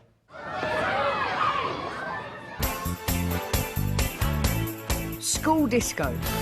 School disco was a miserable, horrible experience where tall, gangly boys like me were made to realise just how unattractive and insignificant they were to girls. The Yeah. main thing of school disco was in your diary, in your journal, you would count down to the school disco. So I'd have 14 days to the school disco, 13 days to the school disco, 12 days to the school disco. And it would just be a countdown. What you're going to wear, who you're going to dance with, who you're going to talk to. And then usually it was a bit of a disappointment. And then the entry of the journal the next day was, school disco was rubbish. It was really crap. Lewis Cross danced with Gina all night. You love the school discos? I went to like 1 or 2 school discos where I felt like a fish out of water, to be honest. A lot of the other kids had like expensive clothes and I had fucking nothing. I had no bloody money when I was a kid. I was poor as shit. He didn't get jailed for it either because there wasn't proper laws against it back then. He got 140 hours of community. Today he'd get 5-10 years on a register for it. Fucking disgraceful. Kids these days have a full-on American-style prom. What, even in the UK, do they? Only had one in, like, year 5. Oh, right, all of ours were in secondary school. Never had one at primary school. God, I can't barely remember what happened. I remember having a slow dance with like, one girl. The secondary school, school disco. My niece's discos and proms were really Americanized. It's a shame because it's preferable, isn't it? To like just why can't we have it being naff and a bit awkward? Nowadays, kids have everything they want, don't they? Turn up in a fucking limo, tuxedos, whole lot, mental. Anyway.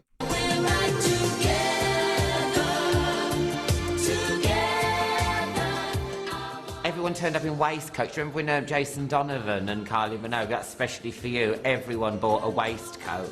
Everyone was in a waistcoat, even the poor kids. I don't know where they got that waistcoat from, but they were wearing it. I can remember getting ready hours before I needed to. A little bit girly, but I did. And inexplicably, I still don't understand why I did it, I wore a waistcoat. A fat kid wearing a waistcoat. I was definitely going to pull.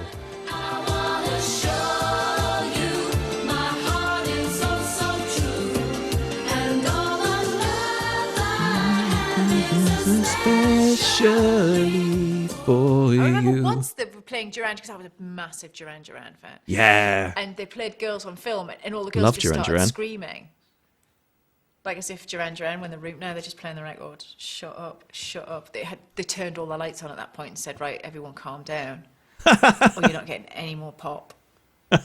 If there was like specific moves, like for Rick Astley, it was never going to give you up. So that, and never going to let you down, never going to play around and hurt you, never going to make you cry, never going to say a lie. Can't remember the rest.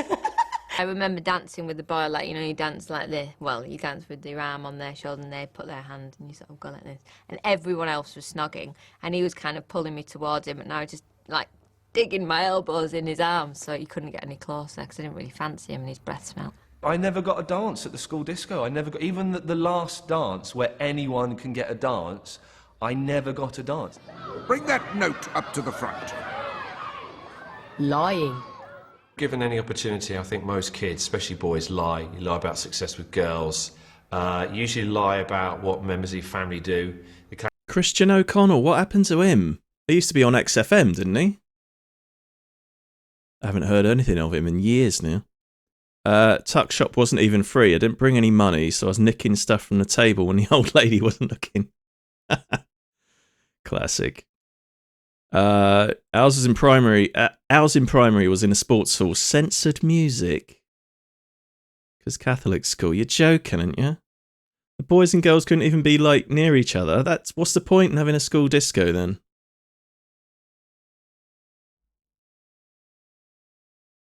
Weird. Classic one is that your dad's in SAS. Basically, kids lied constantly. There's one guy at our school who said that he was the German BMX champion and he owned a meat factory. Tom was the best. Tom was brilliant. He was the king of lies. For one, he wrote the code for Batman on the Spectrum. It's pretty good. He found a bale of hash this big in the woods and just keeping it. It's not going to do anything, not going to smoke or anything, we just can keep it. I remember there was a kid at my primary school. He only lived across the road from me when I was a kid. And we used... Oh, God, do I want to tell you this bit? It's a bit embarrassing. We used to go to the same sports centre once a week. I think it was a Tuesday night for trampolining. All right? Yeah, I know. Just get it out your system. I used to do trampolining.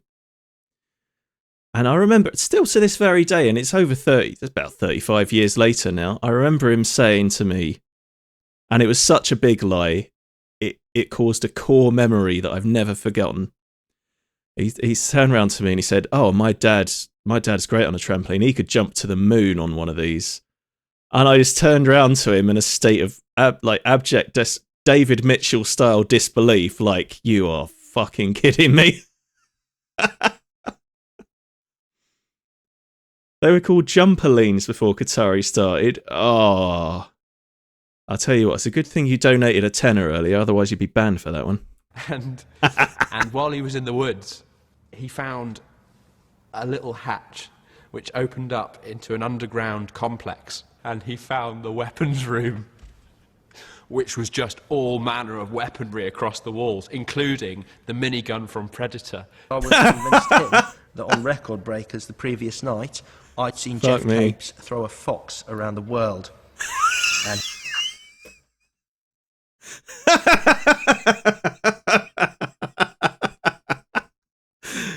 Oh, fuck me. Hang on, I've got to listen to that again.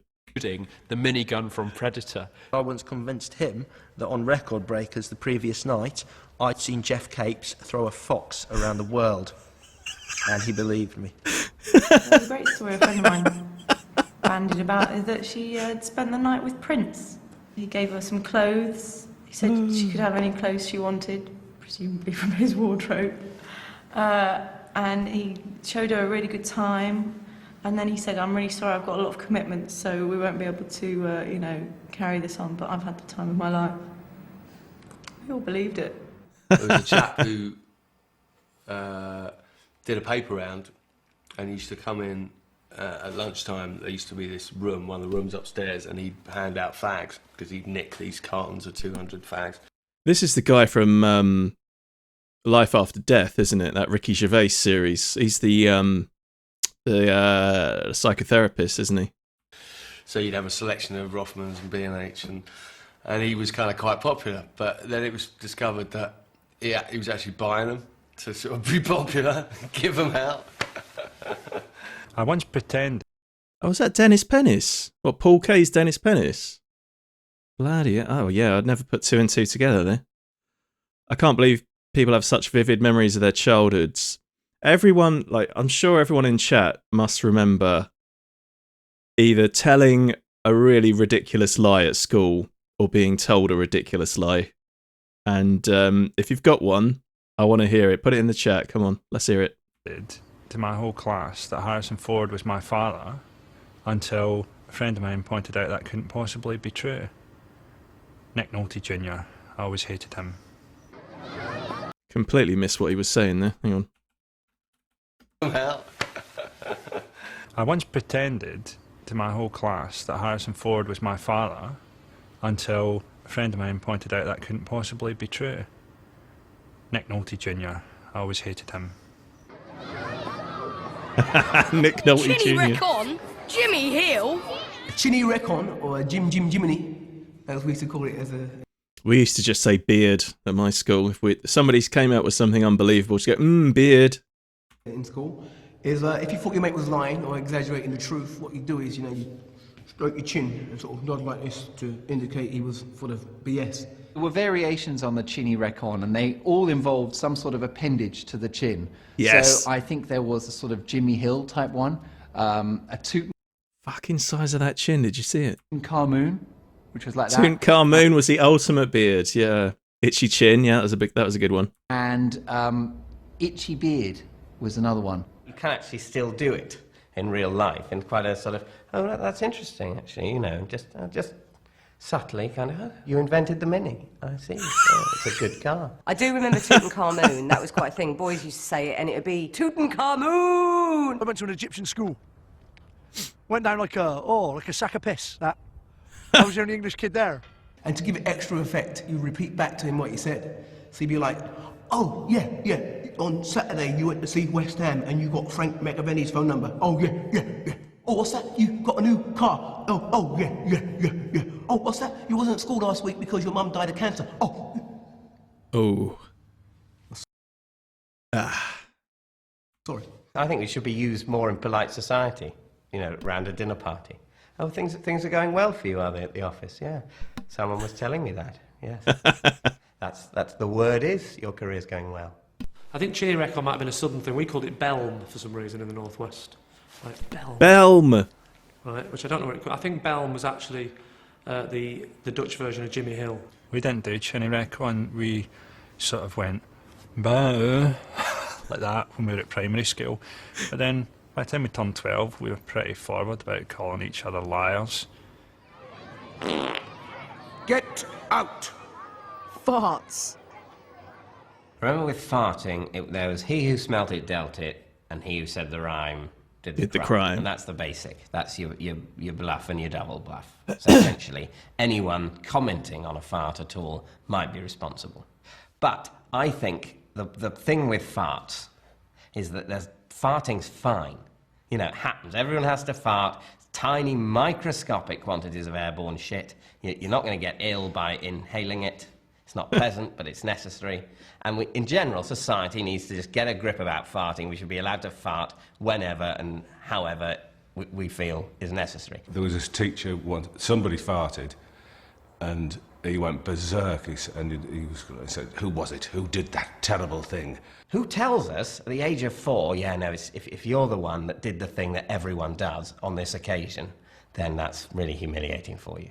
Why? Why can't you put your hand up and say, yep, it was me this time, but we've all had egg for lunch, and we'll all be doing it. And if you're not, your digestion's not working properly. If somebody farted, as soon as you smelt it, you had to put your hand on your chin, sometimes 2 hands. Don't know why it was one hand, 2 hands. The last one to do it would be the one who dealt it, obviously. But of course, the first one who did it was the one who farted because they knew it was coming. So you'd wait. How long? Oh, one person's done it. I'll do it now. And then you'd go and find your victim, the one who hadn't smelt it, who was down the other end of the room, who hadn't. That's the real child psychology for you, there, isn't it? Put their hand to their chin. Strange. If someone has done a smelly fart, you're legitimately allowed to go, oh, Jesus Christ! You can say that even in an exam. Jesus Christ! Quiet, please. But miss, he's farted and it stinks of shit. You could say that. And 9 times out of 10, not get into trouble. The farts that I was most interested in at school were lady farts. And they were the farts that girls did when they were laughing. We discovered that our Fanny could fart, and we had hours of enjoyment with that. There was a girl, oh my god, there was a girl at secondary school. I can't remember. We were in the same English class for GCSE. So I must have been, you're 15, 16 in year 11, aren't you? So I must have been 14 or 15, year 10. I won't say her name. Let's just call her Kerry, because that was her name. And for some reason they split us up into different groups for like discussing something we read or something we watched, I can't remember. Another core memory caused by childhood trauma at school here. And we must have been in a group of 4 or 5 maybe, sitting around plastic chairs. You know the ones. And she just started queefing, like deliberately.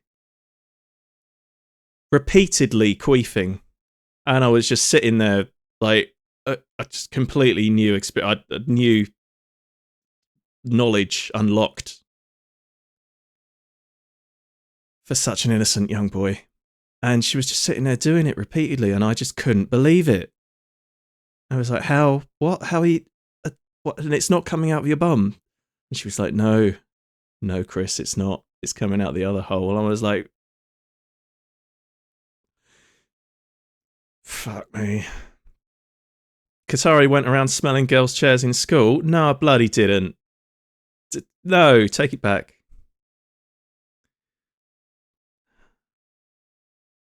Fucking horrible. But at the time, massively intriguing. because just didn't know it was even physically, biologically possible to do such a thing. I feel like I'm holding up all the weight of the school stories here, other than the ancient celebrities. So if anyone in chat, come on, share some stories with us. Come on. It's a laugh, isn't it? We discovered it by accident one day, sat in the cloakrooms with our jumpers over our knees, and we just heard the weirdest fart. And I know who it was. I shan't say her surname, but it was Sophie. She was like, oh my God, that fart just came from my fanny. And we Oh my god. I swear I haven't watched this before I started playing it on stream. How much longer we got to go? We've only been on for less than 2 hours. Got another hour to fill after this. We're peaking at fanny farts. I don't know how we get to the end. were like, oh my God, how did you do that? And we spent hours trying to fanny fart.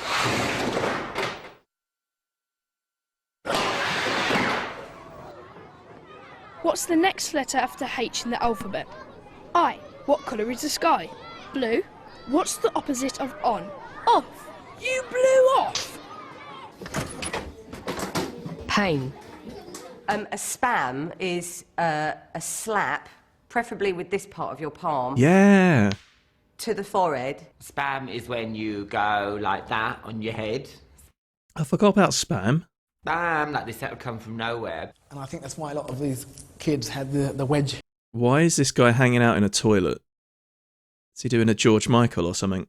Haircuts, so not to expose their foreheads, but for me it was open season. Jinx was when you said the same thing at the same time with someone else. And whoever shouted jinx the first, that had the right to make sure the other boy was silent. And if he then spoke, he'd get punched by the boy who shouted jinx. There was the wedgie, which was you just grab someone by the rim of their pants and hoik it up. Or there's the super wedgie, the uber wedgie, where two of you would grab like a really weak, frail child, either side, and try and get his pants up to his shoulders, or even over his head. Man, that was brilliant if you could do that. The only way... You've been tangoed, yeah. I'll tell you what, let's pull that up for the younger people who won't remember it. Oh, look, I'm missing Tim and Eric live to do this stream. Look at that. I could be watching Tim and Eric right now. Things I do for you lot. Anyway, you've been tangoed.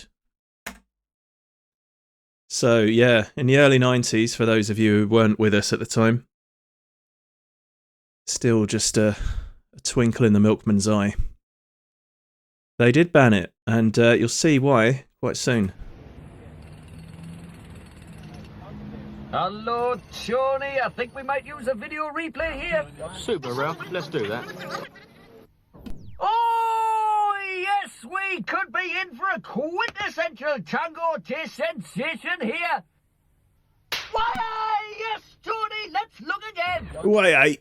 Yes, Ralph. The big orange fella ran in from the left, and he gives him a good old slapping. It just illustrates the bite and buzz of real oranges in tango. Yes, Ralph. Super taste sensation, smashing drink, lovely. You know when you've been tangoed. So that's the OG tango ad, and it got banned because people kept running around the school playground, slapping each other around the head like that, bursting eardrums, as if I remember correctly, because they'd get the palm. You can't. I'm raising my hand. You can't see it.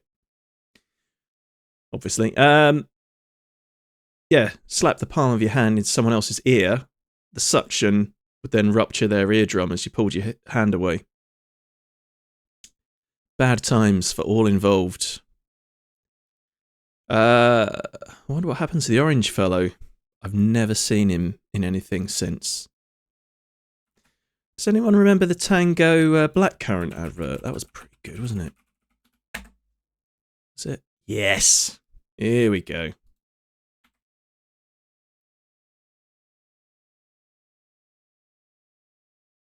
Is it playing? Hi, I'm Ray Gardner, spokesperson for Tango. This letter is from Sebastian Loys, a French exchange student. Sebastian says, I tried new blackcurrant tango and didn't enjoy it as much as tango's other flavors. Well, Sebastian, all I can say is sorry. We've done all we can. We try to provide satisfaction for all tango drinkers, even if you're only visiting our great nation. It's not easy. My friend Jeff here has been working on BCT for 3 years. You're an exchange student, aren't you, Sebastian? All hair gel and fancy loafers. What are your credentials, Sebastian? What drives you? When did you last get up at 4 in the morning for something you believed in passionately? We don't need you, you hear? You're one dissenting voice in a billion, Johnny French, you're that! Yes, blackcurrant tango is a charge to the taste buds. Yes, it's feisty. Yes, it's got guts. But so have we, Sebastian. Look at us!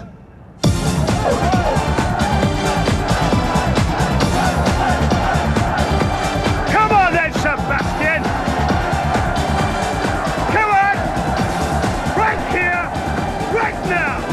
You and me! Come on, France! Europe! The world! I'll take you all on! I'm Ray Gardner! I drink blackcurrant tango! Come and get me! Ray Gardner, voice of UKIP.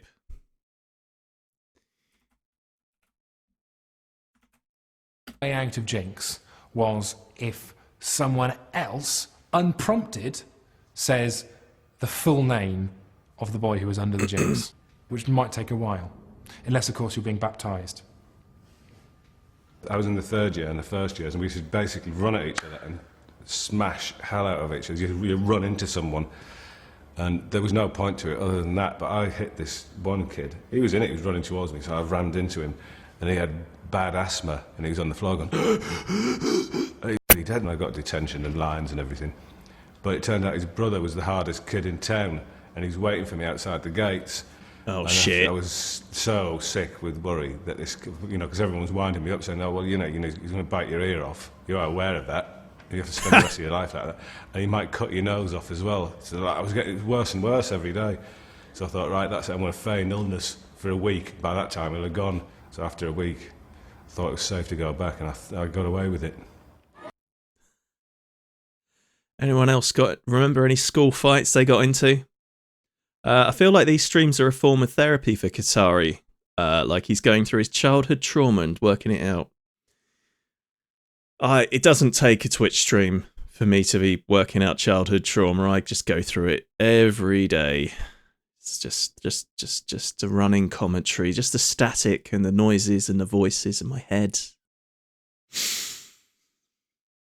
The occasional brick I put through a fucking window. But no, I'm fine. No, it's nothing like that at all. I mean, yeah, once you stream, Sly, if you ever, feel like doing it, you can do whatever you want, son. You could even subscribe to the Qatari Links channel, just $4.99 a month through Twitch, or free with your Amazon Prime account. Thank you very much. Oh, you already have. I think you already have. I'll let you get away with that one. Wow, this is pretty crazy. Yeah, that's pretty mental for a fizzy drink commercial, isn't it? What is this, a mother's meeting? Gay? The reason you went to school in the morning at 9 o'clock till 3:30, there was one reason and one reason only. The mission for the day was not to be called gay. Gay was a term of abuse that would be applied to everything. You could have gay hair, gay ears, gay nose, gay face, a gay walk. You could have a gay bag, gay coat, gay shoes, a gay pencil, a gay pen. If you went into a library, you were gay. If you didn't like sport, you were gay. Yeah. If you hung around the girls skipping, you were gay. If you came in makeup, you were gay. No. If you didn't agree with something someone had said, gay. Did you see that movie? No, I haven't seen it. Gay. What did you have for tea last night? Oh, I had chips. Gay. Were they gay chips? Were they? Bet they were, because you're gay. So even if you eat chips that are just regular chips, they're gay chips because you ate them. Any male teacher that's in any way odd is gay. Gay. Being over 40, being Gay. single, Gay. having a moustache. Gay. These are all grounds for big-time homosexuality. We used to call, if anyone suspected of being gay, they would be called a Joey. And when we were about 14 and started. Evening, Boo. How do you do? Welcome in. Welcome in. We're watching Law of the Playground. It's I'm trying to get chat to. I'm trying to get people in chat, I should say, rather than chat, to divulge some fun or horrific stories from school to go with what we're watching. So if you've got anything you feel like sharing, now's the time. Be fun. To involve ourselves with beer, I remember being in a classroom once and some kid said, "We'll go over the fields tonight and drink a can of beer." And we went, "Yeah, we're in, we'll go and we'll do that." And this one kid said, "No, actually, I prefer wine." Joey! If you, as much as your leg touched another lad's leg, you'd be classed as a bummer. Paddy's a bummer. He's just tried bumming me at showers. Stood on his foot, but that's bumming someone. A group of boys in a room together, they will pretend to bum each other. They will pretend to bum each other. They will, come on, let's bum rape him. Come on, let's have some bumming. I'm going to bum you, or I'm going to bum you off. Come on, let's bum rape. You would do that, but that wasn't gay. That was very, very heterosexual. But if you're a bit spazzy, a bit clumsy, a bit of an idiot, then that's gay. If it's so funny, why not share it with the whole class? Joey Deacon. The first time they wheeled Joey Deacon onto Blue Peter and he tried to speak. To a 10-year-old boy, I imagine that was the equivalent of when our parents saw for the first time Bill Haley sing Rock Around the Clock. 10-year-old kids just went fucking crazy. Mr. Joey Deacon, who's nearly 60 years old and confined to a wheelchair. God. And it all started when one day, as a bit of a joke really, one of the nurses said, "You know what, Joey? You ought to write a book about your life." And that's exactly what Joey did. With the help of Ernie and Tom and Michael, their two great friends who were also in their ward. First of all, Ernie would translate Joey's grunts, and very slowly, Michael would write the words down. And if we lived in a more civilized, humanitarian society, what a 10-year-old boy would do when he saw Joey Deacon, he'd say, "That man is a timely reminder never to take for granted all life's precious gifts." What we actually did was, every 10-year-old boy around the country, when they saw Joey Deacon, all went, He had a terrible life and he had these terrible impediments, and he turned to his mate Ernie Roberts one Saturday afternoon in 1970 and said, "I'm going to write my story." He didn't say that. It was unintelligible, to be honest. He didn't make any sense. But Ernie Roberts was brilliant. He was like C-3PO from Star Wars. You know, C-3PO can understand any language in the world, apart from Welsh. Because Joe... Oh dear, we all did it. Yeah, we did. 90s were a different time, weren't they? Don't really remember too much of school due to health reasons as a kid. Oh, no worries. I think everyone else is just holding back the embarrassing or hilarious stories from school. I think that's sad. I've already told everyone to. Come on, it's someone else's turn now. Joey Deacon could kind of... I'm not going to do it. Joey Deacon would try and talk gobbledygook. Ernie would go, "I know what that is. Michael, get your typewriter." They had another bloke, Michael would type it. So Joey would talk, Ernie would translate, Michael would type, and then Tom would make tea. It's a good job that he died, because if he'd been alive today, he'd have been presenting Celebrity Robot Wars, fighting Stephen Hawking. I don't think Tom needed to be there, and I think Joey Deacon knew this. There's one too many involved. Joe is talking, Ernie Roberts is translating, Michael's typing. There's no need for Tom. Tom's superfluous. Tom's just a ligger. I always thought Tom was a ligger. He has no purpose being there, Tom. A ligger? I think a ligger is someone on a road crew, isn't it, for a band? Remember punching my bully and all his mates took the piss out of him for the rest of the school time? Yes. Oh, wasn't it fucking... we've all got a story like that where we stood up to someone at school finally and got the better of him. Happened to me a couple of times. God, felt like the king of the form class for like 1 week. Great days. Do enjoy Frankie Boyle. Yeah, he's brilliant. Fucking love Frankie Boyle. He's just jumping on the bandwagon. He wants the credit. In Joey Deacon, he didn't even know Joey Deacon. Joey Deacon's trying to say, Punched by a girl, boo. Yeah, even better. Absolutely. Oh, well done. I bet that fucker had it coming as well. who's this fucking bloke? Who's this bloke? If you've finished your work, fold your arms and be quiet. Nicknames.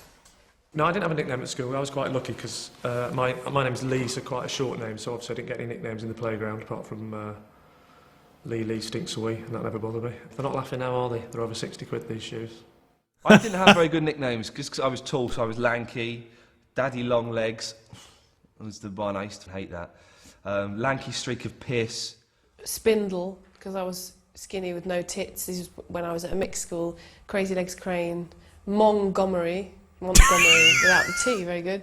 And they would call me Ethiopian because I was skinny.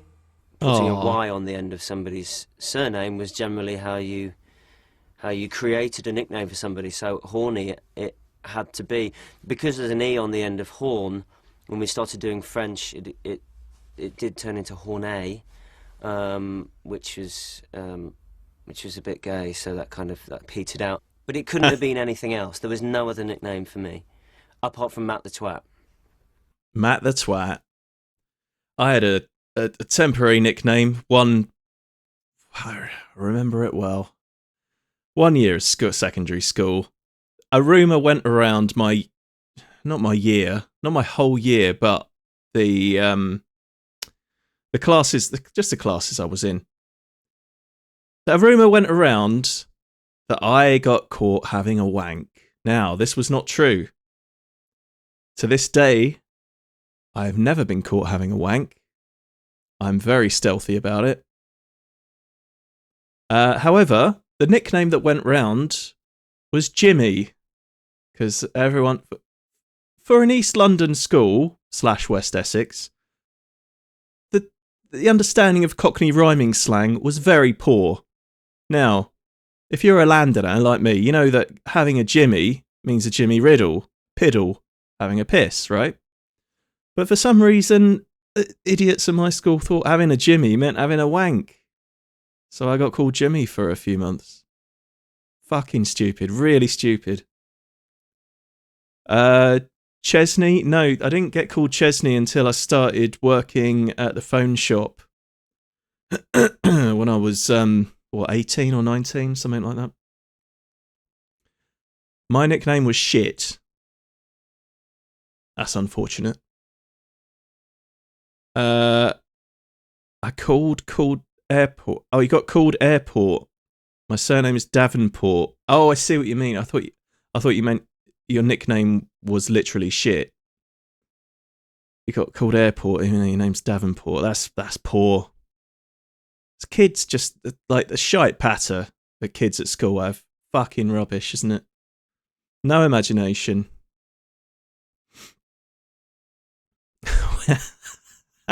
Sly, actually, that got me giggling. We had a friend we nicknamed Shed, presumably because his surname was Woodhouse. Yeah, that's all right. I like that. Yeah, that can pass. That's all right. I like that.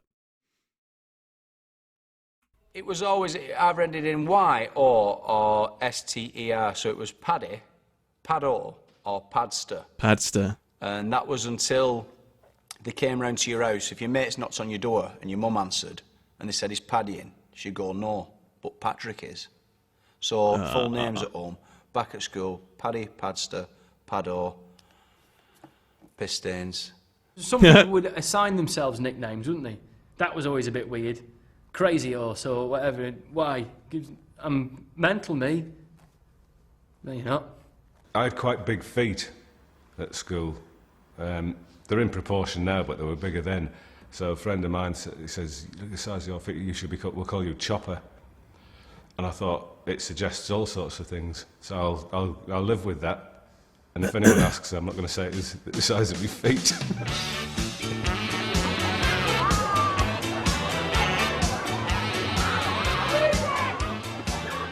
Why do you have to put chairs on the tables anyway? What is the purpose of that? Why does the chair have to go on the table? That's a good question. Chairs on tables at the end of the school day. What was the deal with that?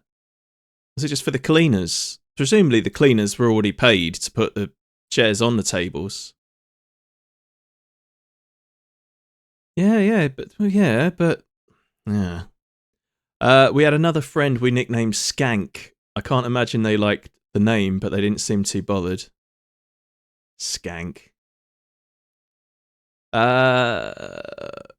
Didn't have any creative nicknames, just mean ones. Yeah. Used the kids' free labour. I don't remember having to put chairs on the tables at the end of secondary school. I think it was just primary school.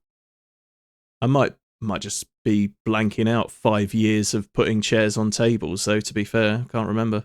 You don't put, when you go to bed, you don't put your lazy boy on top of your dining table, do you? What is the point of putting a chair on the table? Oh, there we go. Jade Goody is the presenting talent on the Friday Night Project tonight, plus the beats from Razorlight. The Law of the Playground. Yeah, we don't want episode 2 just yet. At least it's not Japan where they have to clean the classroom. Yes, God, Japanese kids have to do all the cleaning and tidying of their school, don't they? A school day in Japan doesn't go from like 9 in the morning to 3:30. It goes on until like 6 or something in the evening. Because they have to do all the cleaning, and then they have after school activities. Table tennis, whatever else they feel like making you do. Jade Goody, there's a name. Yeah, I've not heard about her in a while. We've got another ad break. Both in secondary and primary, we had those fold-out dining tables with the little stools. Yeah, I remember those. God, the little black circular stools that had the legs under them. Bloody hell. Did anyone else have that weird triangular, I think it's called Tottenham cake, where it's basically a sponge, like a triangle of sponge cake with a bit of icing on top, usually pink or white. Did anyone else have that at school? Might just be me. Well, they call it school cake. Yeah, I think I saw 1 or 2 recipes just popped up on YouTube Shorts before for that cake. Well, that was good. I would like to watch another one of those. I think we'll save, because there's a few more episodes of Law of the Playground. I do apologise if anyone was offended by the language used in that show, but I think we're going to continue watching it nonetheless. Excuse me. Right, what we're going to do now, we're going to take a short ad break, and then we're going to do a bit of Hurdle, do some Wordle, and then maybe I might spin the wheel for a Mega Drive game for half an hour or so. So we've just had one.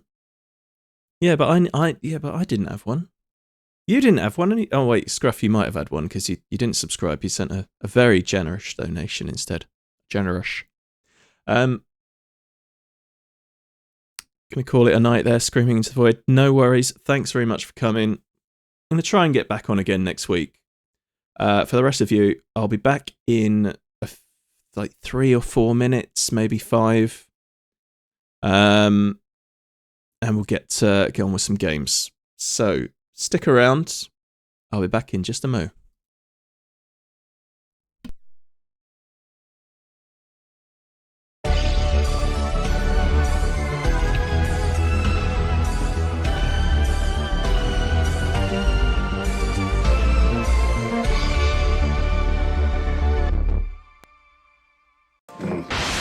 Your video and audio heads will now be cleaned. This is a mono audio test. Stereo audio test, right channel. Stereo audio test, left channel.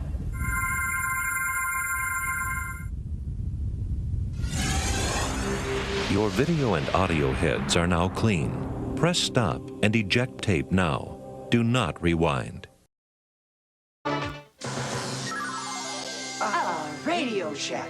Here it is. The Tandy 1000 SL computer system. IBM PC compatible and sale price for under $9.99. Save $200. Comes complete with color monitor and built-in DeskMate software. Word processing, graphics, worksheet. I've never seen one so easy to use. Greetings. Need directions back to your planet? This technology is more advanced than we thought. And we saved $200. Beam it up. Save $200 on the Tandy 1000 SL system, less than $999 only. I was overweight and looked terrible, but AIDS helped me lose 46 pounds. The AIDS diet plan helped me lose 28 pounds. AIDS helps control your appetite so you lose weight, yet AIDS lets you taste, chew, and enjoy. And the appetite suppressant in AIDS is not a stimulant. AIDS helped me to lose 18 pounds, and it doesn't contain anything to make me nervous. Question, why take diet pills when you can enjoy AIDS? AIDS helps you lose weight without making you jittery. Hey! You still don't have a Sega CD? Huh? What are you waiting for, Nintendo to make one? You have seen the games, right? Wrong answer, man. Show 'em!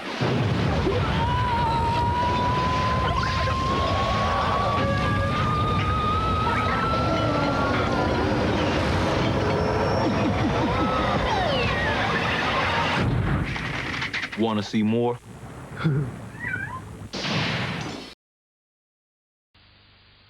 Imagine a vehicle that can drive you 5 miles for a penny. A vehicle that needs no petrol, just a battery. And that takes the press of a button to start, the squeeze of a lever to stop. That needs no license, no road tax, and you can drive whether you're 14 or 40. A vehicle that costs just £399. The Sinclair C5. It's a new power in personal transport.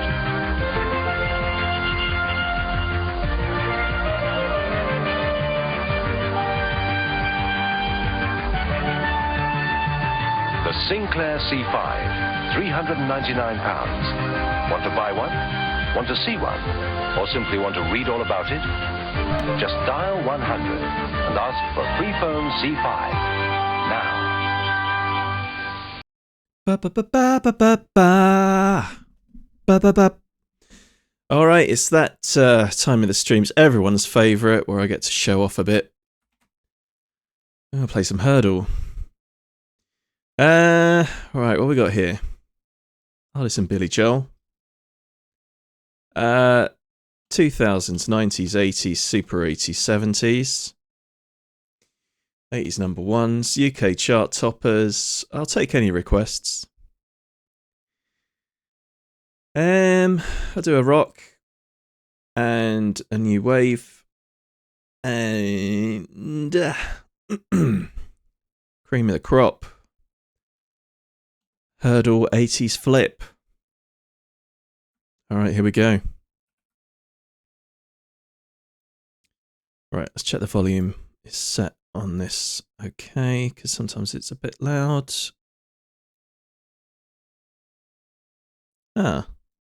Why is this browser not showing up in my volume mixer? Huh.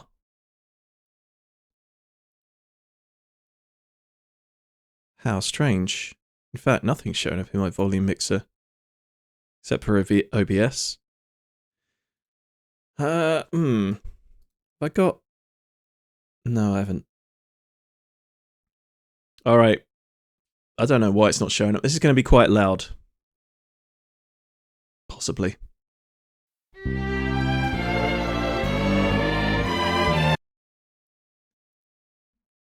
When you wish upon a star. Never knew Billy Joel did that.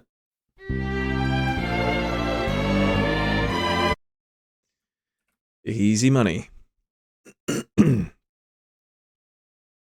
Alright, Hurdle 2000s.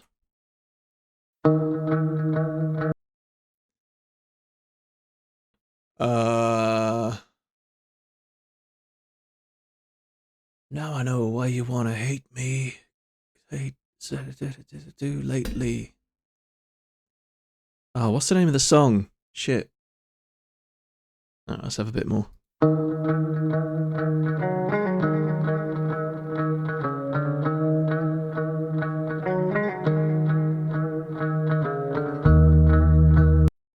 Yeah, I know it. Is it Papa Roach?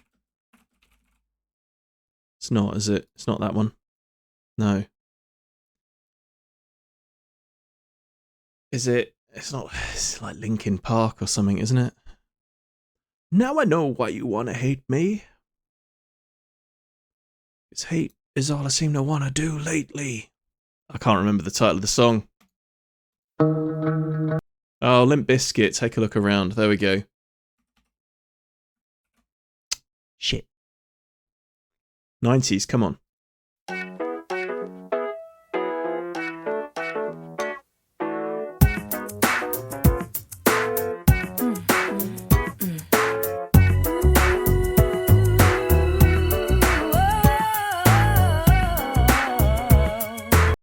I do not know that song.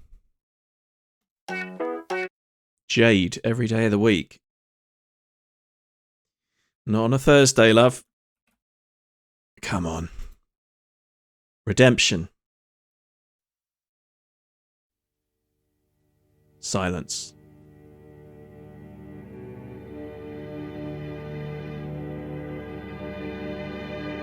What the bloody hell is this?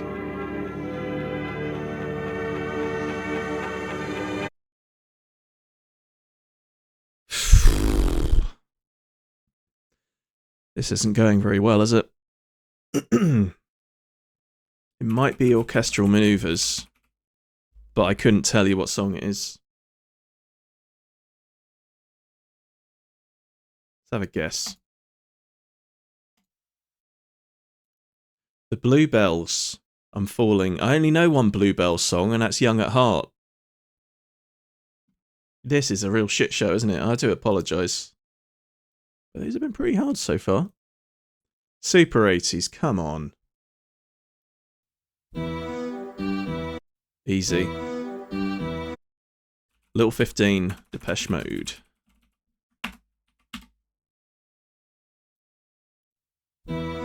Thank you.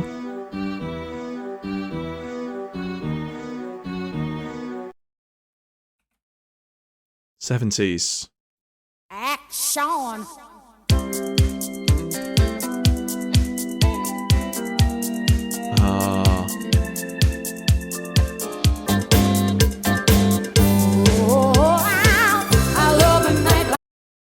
I love to boogie. Was it just called I Love to Boogie?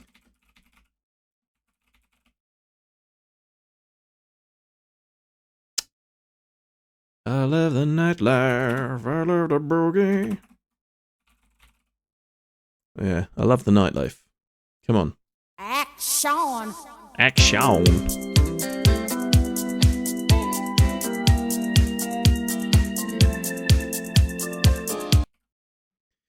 Hurdle 1980s number ones.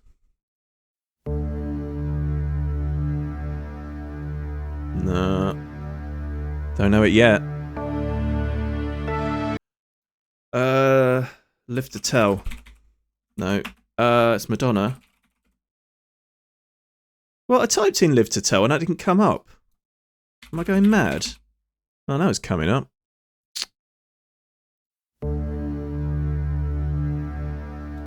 Great song, great song. UK number ones. 1 minute. This is an old one. 1 minute, you're gone, I cry. The minute you're gone, I die. Is that Cliff Richard? Was it in the Shadows, wasn't he? Is it the Shadows? 1 minute? Is it just called 1 minute? No.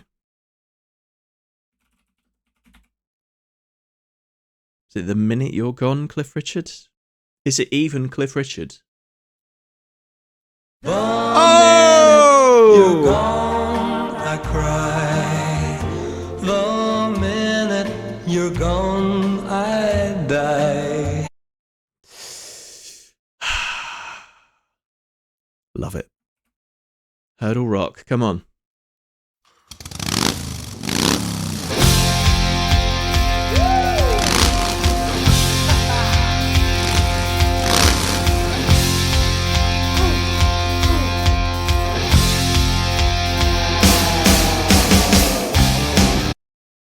pass it over to chat. Anyone? Bueller? Bueller? Does anybody know that one? I ain't got a Scooby. I do not know. Motley Crue, Girls, Girls, Girls. Ah. See, if they started out with a chorus, it'd be alright, wouldn't it? Alright, we've only got 2 more of these, then we'll get on to the harder stuff. New Wave, come on.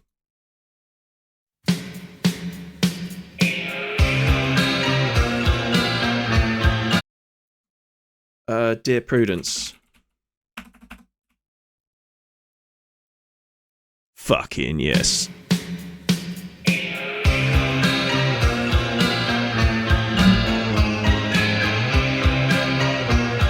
Great song.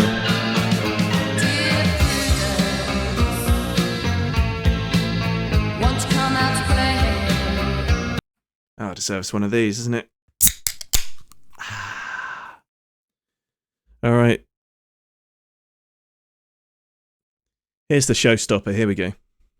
A song in reverse.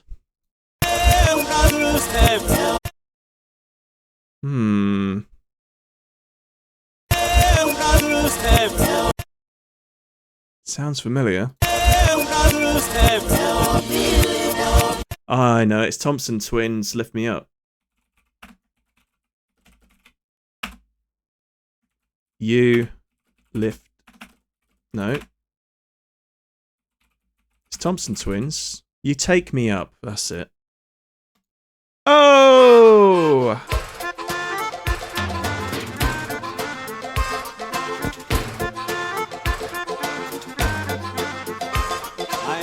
Work on the front line. I work to survive.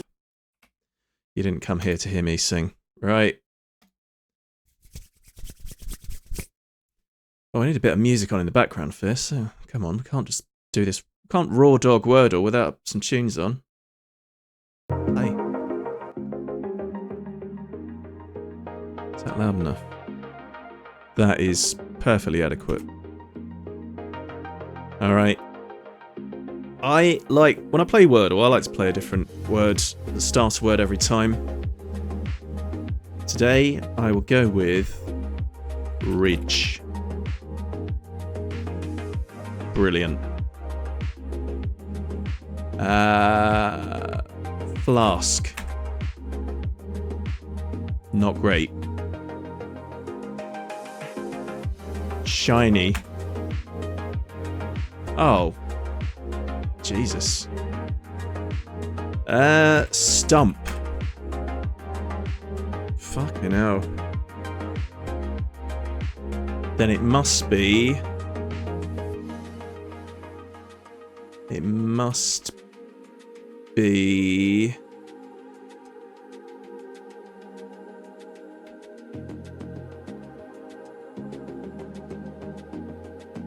No, it can't be scowl. It's not sword. It's got to be SCO. What? No, it can't be scalp. That was stupid. Stupid oopid. Swoop! Come on! Yeah! Kiss my face. Do I want to do chrono photo? Yeah, okay. Alright, what year was this photo taken? Let's have a look. 12/8/A9? 12/8/29?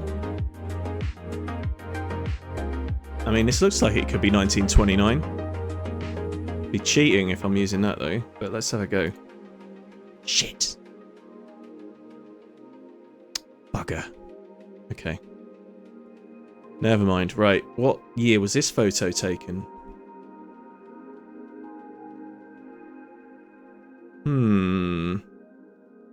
Some old-timey cars.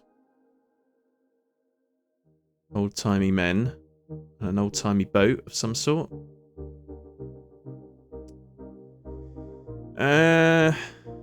I'm gonna guess 1933. 1923. Ah, bugger. Right, who's this?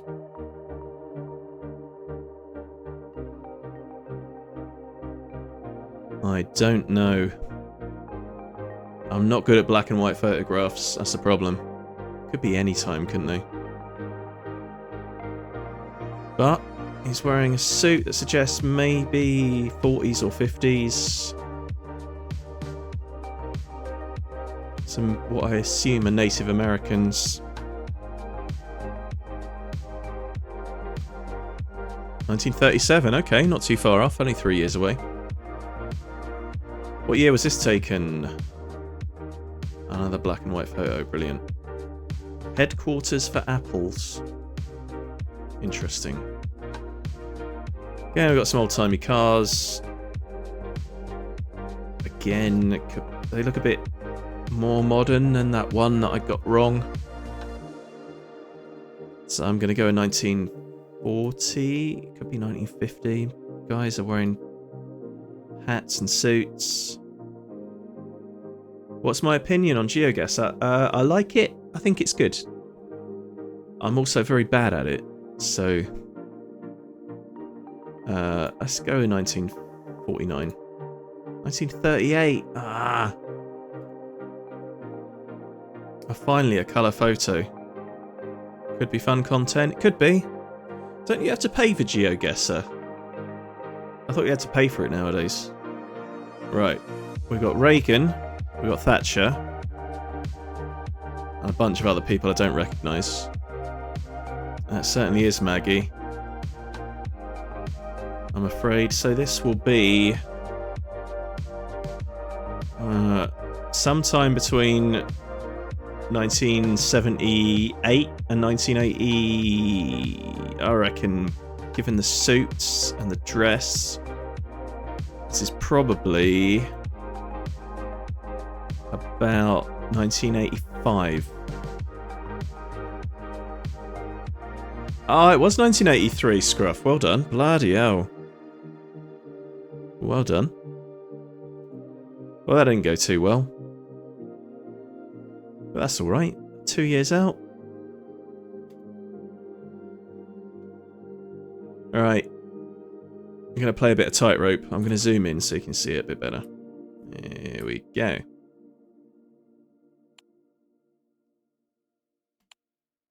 Yep. Press the wrong button. As a youth in rural Michigan, what inventor built a homemade steam-powered tractor called the farm locomotive? Rural Michigan. I'm going to go with Henry Ford. Yeah. I was a free GeoGuessr now, is there? I might have a look at that in a minute. Barbie's first Ken Basseder. What athlete lent his likeness to a doll with a jacket reading "Just a Kid from Akron"? I don't know.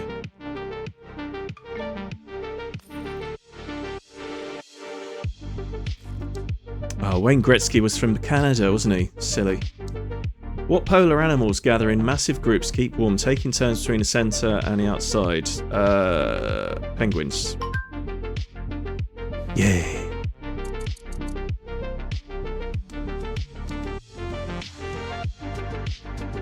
An infamous prankster who sent an accent learning guide to his former co-star Meryl Streep, complete with a... who sent? With a fake note from Brad Pitt. I'm running out of time, I don't know. I read the question wrong. Got the cadence incorrect. When the weather is bad, climbers and Sherpa guides often wait in line for more than an hour to reach the summit of what mountain? It's not Fuji. It could be Everest. And it is.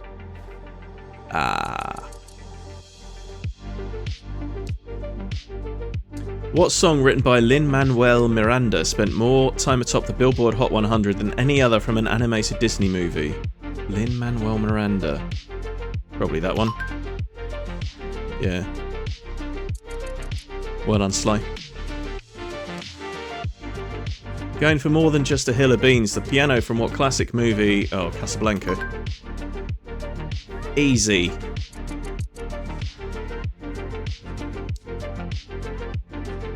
Karl Marx used what term derived from a French word for inhabitants of a walled city to describe the middle class? The bourgeoisie. Oh, yeah. Stop being so blinking bourgeoisie. Oh, we've got another question, Chip. Fill in the blank. The politician complained about his rivals maligning him in the press. Oh, right.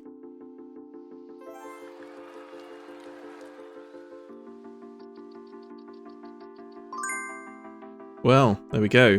Not great, not terrible for a Thursday.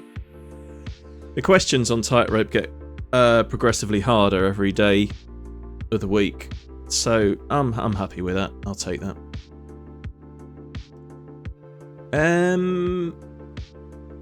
I could play Connections, I guess. I don't like Connections. It's too tricksy. It likes playing tricks with you. So what I like to do is give them a shuffle first, because they try and stick incorrect but sane sounding answers very close to each other.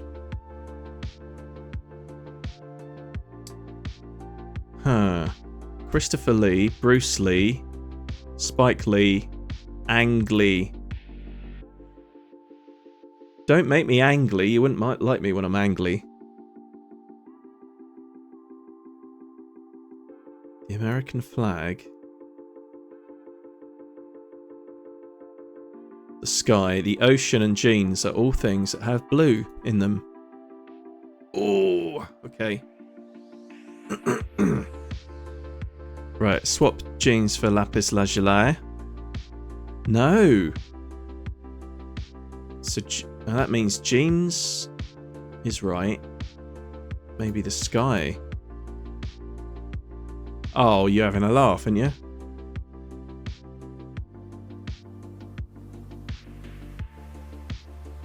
Oh.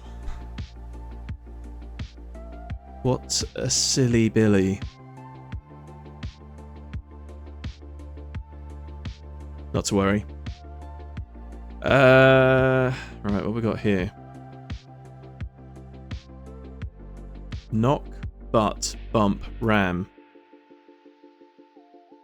Collide, and all American things. Hey. That's good. Didn't embarrass myself too much there. Right then. With that all taken care of, and the viewer count dropping by the second,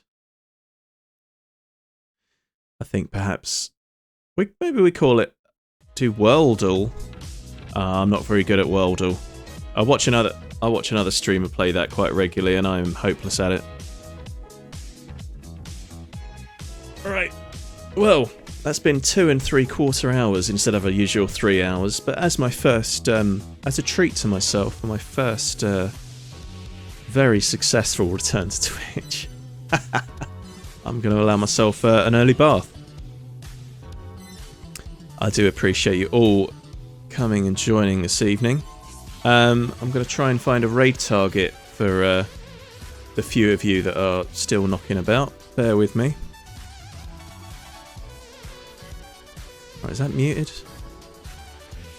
Ah, Wade! Wade is playing Grand Theft Auto. Yeah, go and watch Wade for a while. He's I watch him every day. He's a good. You just get. Oh, let's hit up Wade with the raid. See you in 6 months. I'm sure I'll be back sooner than that. Is this gonna work? There we go. Yeah, go and give Wade some love. I like watching him very frequently. He's a lovely fella.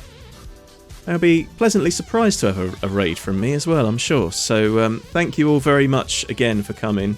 Scruff, thank you very, very much for the donation earlier. That was very generous of you indeed.